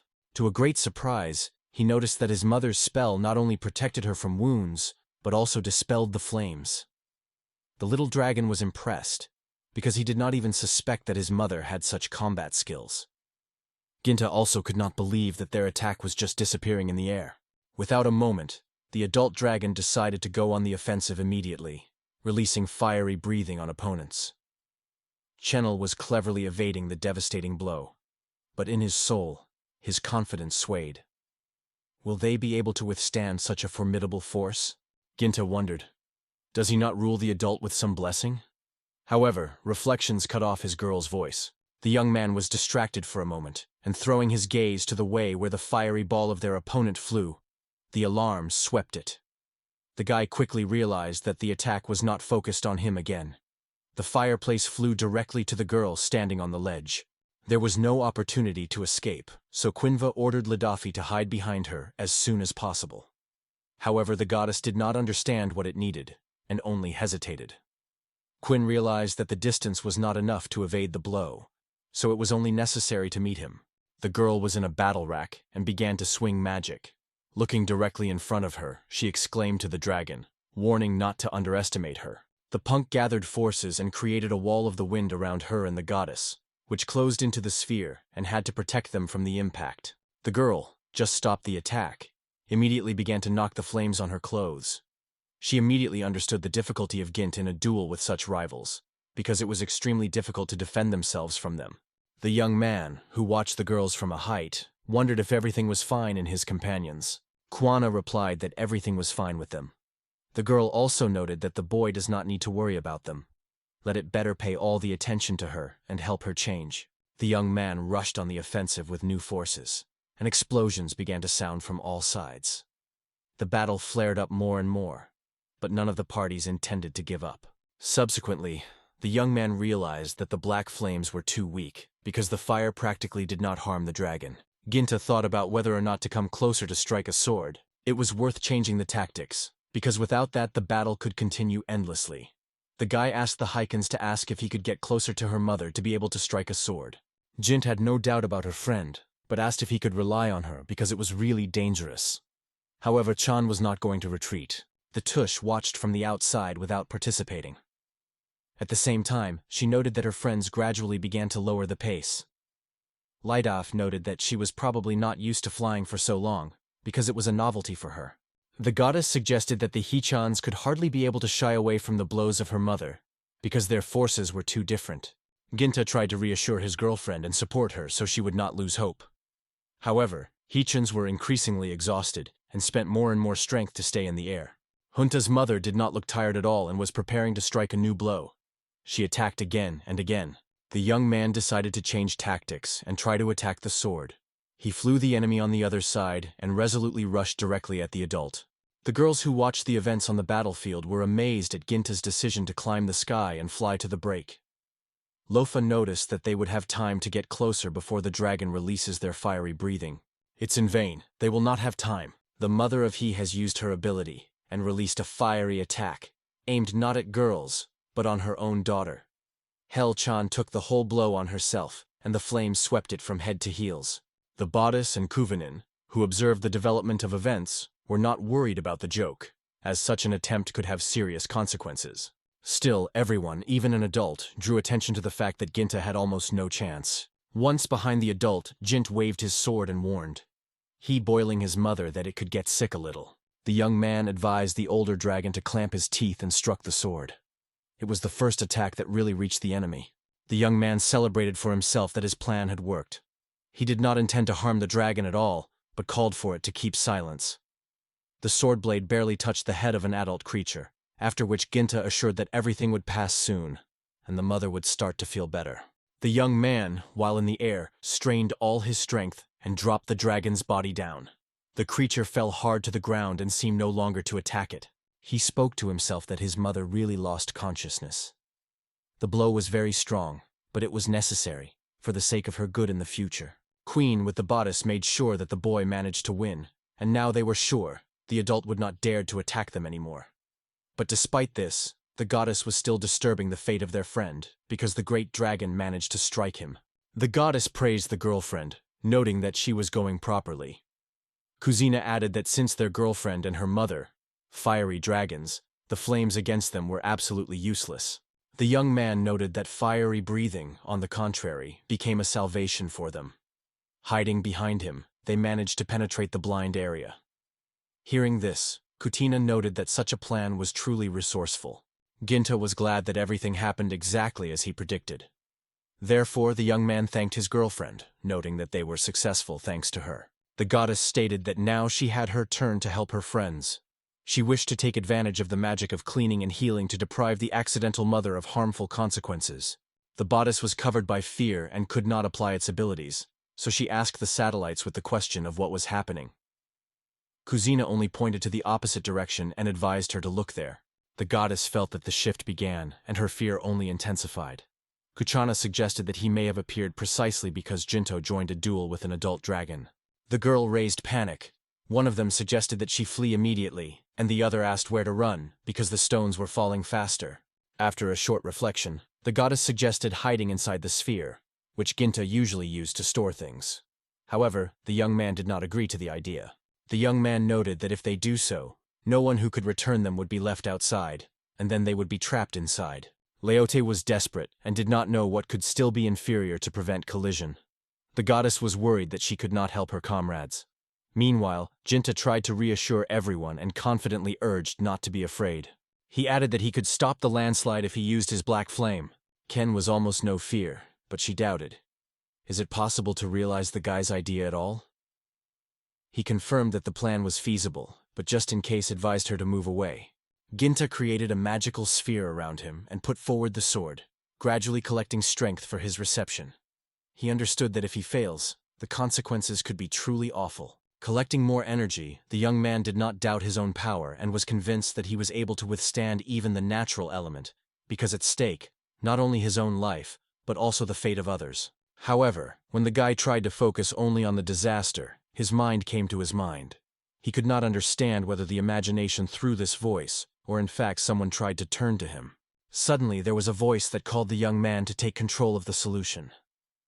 Gentile did not want to hear anything and immediately ordered the voice to be silent, because he had no idea to whom he belonged.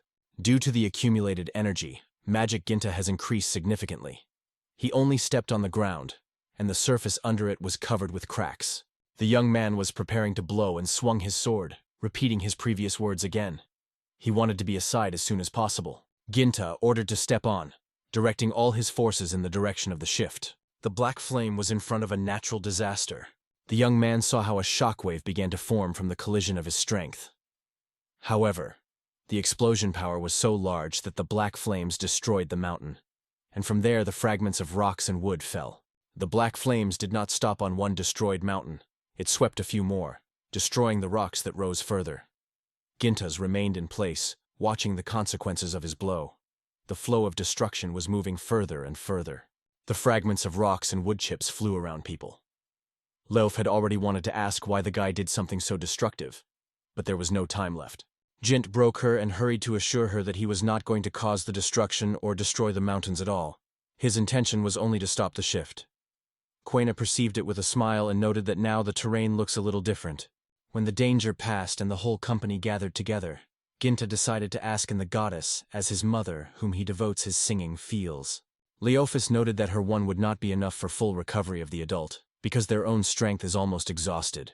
To help, especially given the fact that the great dragon had a considerable amount of health, they will need support. However, the goddess added that she was able to save Hichian's mother from harmful effects, so the dragon would soon come to her senses. All this news was quite comforted, and Quinn said that now they would no longer have to worry. Suddenly the conversation was interrupted by a deaf river. Bodice and Ginta looked around to see what is happening to the dragon. It turned out that the great dragon was already woke up and got up. She looked around the people around, but did not respond. However, her attention was attracted by a small dragon, which was among the people, from which she spread her eyes in surprise. In a few moments, Ginta and the bodice smiled satisfied, catching only peace around. The enemy sounds were no longer heard. The great dragon carefully licked his daughter, certifying that he recognized her. Bagadas, watching this scene, noted that now all was fine. Ginta added that the adult finally accepted his child. Watching how happily dragons were holding together, the goddess asked if it would be better to leave them alone. The young man answered in the affirmative, and added that they came to reunite the family. The bodice was extremely upset and burst into tears. Ginta tried to cheer the girl, asking her not to cry. However, their farewell conversation suddenly interrupted the loud roar of the little dragon. Now the company no longer had to deal with the dragons. There was a woman with her daughter. She stated that the child told her everything that had happened. Ginta with his companions could not hide as a surprise from how a casual mother was able to learn about everything. The woman bowed and thanked her rescuers for his help, not forgetting to express her special gratitude for her care for her child throughout this time. Helchang also sincerely apologized for her recent behavior. Jianta felt a strong shame, realizing how expressive the female posture was, and thought that this woman should not be leaning before him. The bodice only noted that the young man behaved unworthy. The mother of Kant did not understand what she was trying to explain to her, the young man, so she asked again. Finally, Ginta was able to answer that the woman should not worry. They only help a friend. The boy's mother noted that he was fighting side by side with a fiery dragon, a feat that no one else could repeat. The woman also confessed that she was glad that her daughter was lucky to know such a brave warrior. Gentile noted that it would be wrong to claim that he only cares for Hista. The young man remained modest and perceived praise with noticeable awkwardness. The young man noted that, as a little dragon, he has repeatedly come to their rescue. Kusina and Lidaf were a little discord after Ginta's words, but he did not stop and added that the Haichang was a very good girl. For a long time, the young man noted that the further concern for the Haichang is now taking over her mother, because it is better for children to stay with their parents. Heichan did not expect to hear that and seemed to be a little lost. The girl protested against this decision, but Ginta reminded her that they had agreed from the beginning. Monotonically singing mother listened carefully to the young man's words. He continued, summarizing his opinion.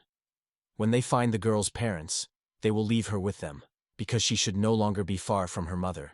At first the girl thought, and then remembered that such a conversation really happened. In her memory, the first meetings with the bodice and the promise of Ginta to help her find her parents were erupted. The young man cautiously hinted to the girl that it seems that here their paths diverge, because they have already achieved the common goal. Liaf was also moved. Tears appeared in her eyes. The girl thanked her friend for allowing her to fly on herself. The goddess in response wished that the girl and her mother would have everything well, even if they would have to be together. Kukina also said goodbye to the girl, thanking her sincerely for the support in the battles and wished all the best in his later life. Ginta expressed her hope that Chejinen would grow and become as great and powerful as her mother. She, sitting on her mother's shoulders in shackles, listened to the words of support and gratitude and could not hold back tears. She has deeply moved the care and attitude of friends. Ginta smiled last, looking at the height of the removing figure of the great dragon. He was genuinely glad for the girl, because she finally found her family. The fishing rod slowly dropped into the water, and the young man she belonged was upset. No fish had been caught. A week has passed since he helped the vat find his mother. The young man was sitting on a small wooden pier near the lake, thinking about what to do next. Kukina approached the young man and called him. She was just informed that the dinner was ready. Ginta turned, a little surprised at how quickly everything was cooked. When he entered the house, Layoff was just in the kitchen, cooking dinner. She gladly reported that the fish had already prepared. Ginta, having tasted the dishes on the table, wondered. Although Leaf did not give the impression of a skilled cook, dinner was surprisingly delicious. His words were surprised in the girl. The goddess warned them. If they do not go shopping immediately, the game will end for them. The young man, not understanding the meaning of the girl's words, asked her to explain what she was referring to. It turned out that Janet simply had no desire to go shopping. With a deep sigh, he reported that the road to the city would take him about the south. Kukina noted that if they went with Hichan, they would have done much faster. The bodice repeated the name of the girl who lived with them a week ago, and, lost, released a table device in a plate. Jinta with Kumin looked a little puzzled and did not realize that their words could hurt the girl who sat opposite. The bodice could not restrain her tears. Her cheeks flashed, and she burst into tears. The goddess remembered this girl, and it was the mention of her that she was feeling tears. The bodice loudly exclaimed the name of the girlfriend without hiding the emotions. The young man asked why the girl reacts so much. Did she really miss her so much? Kubina came closer to the goddess to gently stroke her on her head, in support. Meanwhile, the young man said he seems, in the last days she began to treat this circumstance. However, Ginta understood her experience perfectly. Recalling how the girls communicated with each other, it became obvious that Layoff was sincerely supported by Hichan. She could not put up with the fact that the girl no longer lives with them, but returned to her mother. Looking at Kinva, the guy was convinced that the girl was feeling the same, although she did not show it from the outside. In fact, Ginta missed her. Nevertheless, it was obvious that leaving her with her mother, they made the right decision. Ginta went to bed, noting that if they go to the city tomorrow, today it is necessary to sleep. However, he was embarrassed why the blanket seems too warm, because it has recently laid. At first, it seemed to him that one of the girls put a hot water heater in his bed, but it turned out that it was only a G-end. The young man lifted her and looked carefully. When Chinta finally calmed down, he planted a girl between his feet and decided to continue to prepare for sleep. The young man covered himself in his beloved blanket, thinking only about how warm and cozy near the vat. Only later did Jint felt a bad anticipation, opened his eyes and froze in surprise.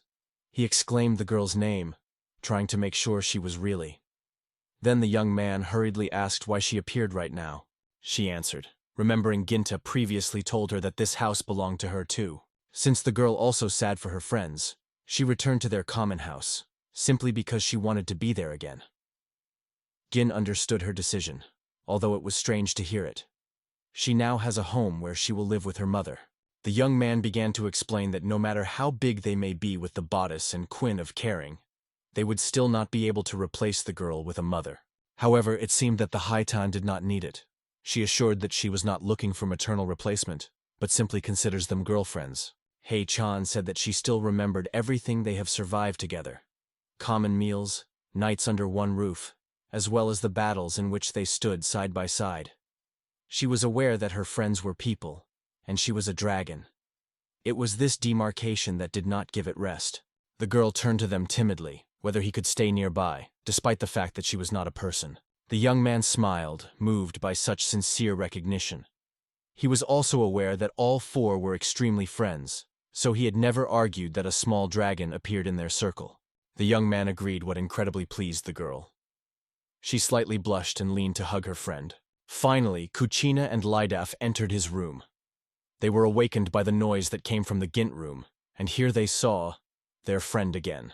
Everyone was glad that Chan is now at home again, sincerely welcoming her after a weekly separation. The goddess was already lying on top, hugging the girl firmly. Tears appeared on her face again, but this time, these were tears of happiness. Suddenly, holding back the excitement, she confessed that she was extremely happy to return home. The girl also decided to admit that her mother once advised her. If she wanted to live among people, he should learn a lot. Meanwhile, the bodice did not stop crying, and Ginta tried to reassure her. He continued and explained that that is why she was so persistently training to get home to her friends. Her efforts were evaluated. She was praised, noting that she fulfilled her task very well. He added that her mother had repeatedly praised Gint because she saw how well he cares about the girl. The woman also noted that the young man was clearly in love with Hei. The girl was slightly scratched and finished her story, adding that her mother said, "After all, she and Gint will be together, and their children will be born of the eggs that they appear." The young man fell silent without finding words on it. Therefore, the cousin laughed cheerfully, noting that the Hichan was a real brave. Such a statement of the dragon's mother caused a decisive disagreement with the boy. Meanwhile, the bodice was quite stunned by Herd. For a while, a group of 4 people gathered and went on a new trip. They all looked one way, and then Ginta asked if they were in the entrance to the dungeon. However, the place in which they found themselves looked abandoned. There were broken columns and fallen trees around. The young man noted in surprise that they managed to reach this underground hall much faster than he expected. Afa was not delighted with the place they got, and asked why they were looking for goods for some store at all. Ginta replied to this that they did not have another way out. From the very day after returning the Hei people home, all together decided to go shopping for the city. When they got one of the buildings, they were approached by a gambling shop worker, in which they often bought the necessary things and gave some tips. The girl turned the diary and noted that she had a proposal for him, to collect rare artifacts. If he agrees to accomplish this task, he will be waiting for a special reward. The employee noted that nowadays the range of awards in their store has declined significantly, so visitors have almost stopped coming. It was not easy to deal with such circumstances. Looking around, the young man agreed with this remark. The young man decided to assume that perhaps the reason was that he and his comrades had already purchased everything he needed, but in response, heard the objection. The girl explained that recently a powerful explosion occurred in the warehouse of their supplier, which destroyed a lot of goods. The guy was surprised, because such an explosion could not happen on his own. The young man decided to ask how this sad event happened near the warehouse. The girl replied that she was only aware of the probable cause, from eyewitnesses. The employee continued and said that the giant flame bullet, which escaped from the mountains, hit the warehouse. Ginta with his comrades immediately guessed what explosion was talking about. The girl looked a little worried and added that there was no one in the warehouse at that time, so no one was injured. However, no product was saved from the fire. The employee also noted that the store is unable to invite experienced professionals to help, so the only hope remained with the boy, because he was strong and honest. Ginta agreed and promised to help. Even a gambling worker could not believe it at first. Once in the room, the young man remembered why their company is now at the entrance to the dungeon, and confessed that he was to blame for everything. Ginta believed that due to the proximity to the city, it was unlikely that something valuable to him in the dungeon remained, because before the advent of the city, he was already attended by many people. Layoff tried to encourage friends, noting that she had to hear about the deepest, the 7th, the level of this dungeon. However, this only testified that no one dared to go down even deeper and discover something completely new. Kutina wondered where the goddess knew it. The bodice did not reveal how she received this information, noting only that she knows that she was a goddess. Huzina did not understand what the girl meant. The goddess did not resort to details, only asked to believe her. There was something under the 7th floor. At this point, Kun, noting the movement ahead, tried to warn the girl of danger. The goddess was confused and began to fall into a void that suddenly opened under her feet. Ginta managed to grab the lying for his waist and pulled it to him, being at her feet. He supported the girl, not allowing her to fall, and asked to be more careful. Ginta turned to the girl, asking if she was fine with her. The bodice, a little confused, assured that yes. He warned her that the dungeon should always remain alert. The girl immediately agreed and apologized. Seeing this, Haynes said with a mockery that she would simply envy the Lifa, because the guy was too worried about the fate of the goddess. The girl, not paying attention to his words, asked Kushina whether she would save Gint and her if she was also in the pit as a bodice, but Kushina just shrugged. There was no point in this, because the dragon was able to fly. After going a little forward, the company was in the room. The young man read the plate and reported that they were on the 7th floor. He was asked where they were going on, because everything indicated that the path was broken and the exit was not visible. The young man exhaled and noted that there is not only a treasure here, Even monsters do not happen. However, he emphasized that it would be necessary to be descended here, so it is worth looking more closely. The girl asked to show her something. Ginta wondered what she found. Kuno was standing near the wall where some inscription was visible.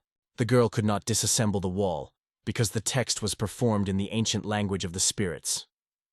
Liduf confirmed this, and became interested in the content of the inscription that came out before them.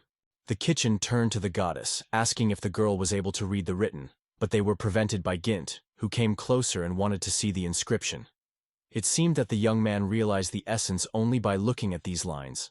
After reading the instructions written on the wall, the guy shook his head, as if looking for something around. The cousin wondered what was looking for Gint, but he left her question unanswered. In the end, finding what was needed, the young man pressed on one of the tiles. Over a while, the wall to the right of the inscription suddenly moved. The girls were stunned. It was hard for them to believe what they saw. The bodice wondered where the young man knew what to do to find a hidden passage. The young man only noted that it was very simple. Gent explained that he learned from the inscription on the wall. After these words, Kusin wondered where he came from the ability to read this language. The goddess, who remained stunned by all that happened, also asked the boy to ask how he was able to master this letter. Jaunt was confused, not knowing how to explain his act. He managed to read the wall written on the wall only because all the words were recorded by Japanese hieroglyphics. The inscription said that the guards lived underground. Anyone who can read the specified text was to click on the square stone below. On the wall for the brave man who dares to do it, also left the wishes of good luck. The young man became a guide for his whole team, confidently pointing the right way. Continuing moving forward, he did not get tired of telling where to turn and where to go straight. Once at a new level, they realized that it was the 10th floor. There were many chests here, because no one was able to get so far before. This meant that they would have to execute the assignment from the gambling establishment. However, the guy feels like someone in the room was present during each party. Hearing this, he was confirmed that he was. Kuchina suggested that there may be the same guards here that the guy learned of when they were upstairs. Ginta suggested that the 10th floor was the main enemy's den. However, the goddess treated this thought with distrust. The bodice said confidently, leaving no doubt about her words. She noted that in the dungeon for beginners, located so close to the city, the boss could not be.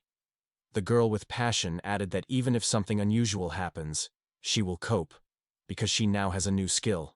The young man looked at the scoreboard, which displayed the characteristics of the girl, and realized that in addition to the skills of cleaning and healing, she also had the abilities that contribute to it. The goddess confessed that she was once admired by boxing, so she now retained many combat skills. Then Ginta asked why she had such a sport, because it seems unusual for the girl. Luff did not resort to the details of her admiration, but only briefly responded that she wanted to do it. Then the guy wondered if the goddess managed to achieve the results she had hoped for. The girl admitted that number. However, because of the ambiguity of the phrase, the girl standing behind, she laughed inadvertently, which puzzled the bodice. She decided that she was laughing at her, and she began to make a guy. He did not feel pain, but laugh, but asked to stop. After being empty, Liaf asked them not to delay. Quickly collect treasures and go home until the guards they just mentioned were noticed and attacked them. However, the queen exclaimed that it was too late. Then Haichan, noticing something behind the young man's back, urged him to turn immediately. The young man did not understand what his comrades seek, but still turned his head in the opposite direction.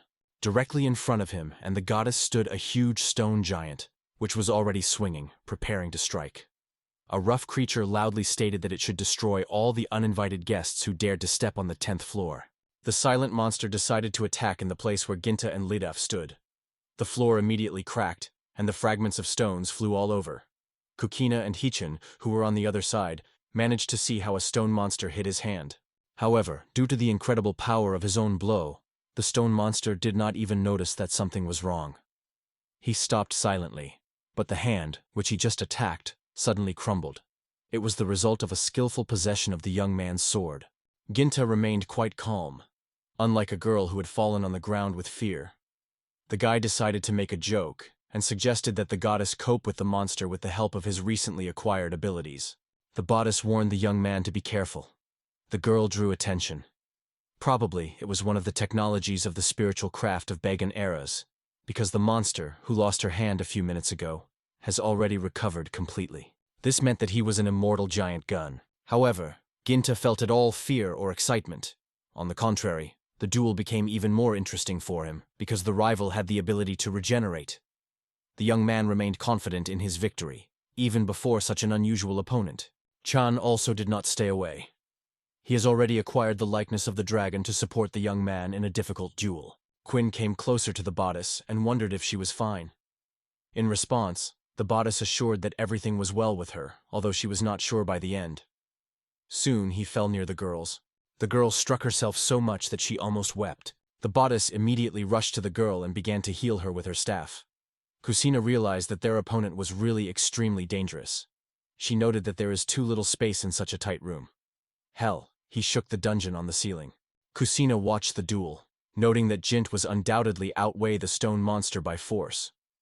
But Leota noted that because of the ability to regenerate, this advantage does not turn into a real achievement. Kusina realized that the battle can last a long time. Yenta has not yet planned to change tactics. He only noted the stubbornness of the opponent, so he tried to strike with new force. Watching how the young man was fighting, the bodice wondered if he had a plan. However, Gint did not pay any attention to it. He just fought his best, once after striking his sword. The young man decided to check what would happen if he continuously attacks Stone Monster without giving her any opportunity to recover. He quickly realized in the chains what the young man wanted, because he needed time to restore. And at that time, the guy was not going to give. Kusalina supported this plan, although the goddess herself doubted his success. Ginta did not listen to anyone, and stated that he was indifferent. Which way is more effective? He would fight with the monster until he stops. With every new attack, the guy acted more and more, leaving no chance to the enemy. Ginta advised him to stop, because otherwise he was at risk of turning to a bunch of stones. But the stone monster did not think to retreat. He stubbornly repeated the same word once after.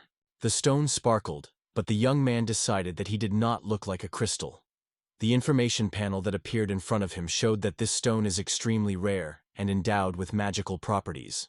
Looking at the monster, the young man noticed that it stopped and no longer stirred. He suggested that it was the stone he pulled was the source of his energy. Kwana did not hide surprise from surprise. The girl continued to think about how the technology of spiritual skill could be here, and also to reach a level that allows her to talk and move. Ginta wondered that he was a spiritual skill. Liafa explained that everything should be perceived literally, because such objects and devices are created by the spirits themselves. According to legend, in ancient times, people, spirits, and other races united to repel the horrible deity that caught the horror of the world. Then, the spirit of the earth created the golem to help them fight darkness. The stone that the young man found was truly charming and allowed to control the monsters. Ancient texts have shown that such stones also give a person extra force. Ginta wondered what kind of inscriptions he was talking about, and decided that he was meeting the way here, including the inscription inside the stone gate. Leof noticed that the young man was about to penetrate the monster, and she was concerned about him. The guy only assured that he had one opinion. The young man gently cleared the area covered with stones with a small knife and looked carefully at the sign. After that, he put a magic stone on the cleared place and, turning to the monster, called for him to awaken. The stone monster really woke up. The stone behaved exactly as it was told, and really endowed the creature. Lof hesitated about the correctness of the decision as Gol began to recover again. However, the guy assured that the situation was under his control. The young man decided to try to give the golem an order and see if he would obey him. Ginta ordered the monster to pick up the forge and present it as high as possible. The girl did not delight such an idea, but the Gol remained silent. However, later the monster still obeyed, and taking the girl in her arms really lifted her. Quinn was stunned. Realizing what was happening, she screamed loudly, because such a great creature could harm her. The goddess asked the young man to ask why the monster suddenly began to obey him. After that, the guy explained that he rewrote the inscription on the stove inside the golem. Ginta noted in him that the Gol should obey all his orders. After all the intrigue, the team finally remembered the true cause of its appearance in the dungeon. Ginta took over the leadership, and together with the new ward, they were convinced that all the treasures from the Sunduk had already been collected. Ginta decided to use the help of his assistant and politely asked him to lift the heavy cover of the chest together. The bodice, however, appealed to the young man with a request to no longer use the ancient weapons from the legends. The monster lifted the chest lid, and Gint was extremely surprised. The young man immediately realized before him the hammer of the highest rank. Lidaf also did not hide her admiration, seeing this find. He did not understand the general admiration, and asked if these weapons were so special. Ginta replied that no one would want to share such a rare thing. The weapon was called Mjolnir. Kushin heard something about her and noted that the ball was also created through spiritual skill to destroy the evil deity she mentioned, referring to an ancient legend. Ghoul was guarded by what was here. However, when the girl grabbed the arms, the weapon slipped out of her arms and fell into the chest again, and Kusina shouted at a surprise, which she had a lot of friends. The girl explained that she had just taken a hammer. He immediately slipped out of her hands. The reason was the slippery substance that was greased by the hammer and now flowing to the floor with the palm of Kumine.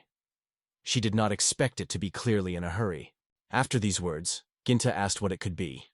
The girl suggested that it may be a trap so that the hammer was not easy to steal. Layoff burst into surprise when Kugina decided to wipe her hand on her. Seeing new inscriptions nearby, he chance paid attention to them and pointed them to the young man. The Gentile looked closely and recognized the language. It was the same as before. The young man read that the weapon would get to the one who wins Goylem. The inscription also stated that the ball has extraordinary power, so it is not so easy to take it. There was a warning. If the hammer touches the mortal, unworthy of that force, white jelly-like liquid flows from the end of the hammer. Ginta thought it was more like a strange trick. It was further stated that the Great Spirit hoped that this tool would get to a person capable of real self-sacrifice. However, Lidaf doubted whether the spirit himself was actually as selfless as he would like to see the hammer owner. The young man decided that such a rare weapon should definitely belong to him. He ordered the golem to raise the hammer and put it in the black sphere, which he had already opened. The monster obeyed the order, and although not too much wanted, took the hammer for the other part, trying not to get dirty. After that, the company took away all the treasures and returned to the city to give them the owner of the gambling establishment.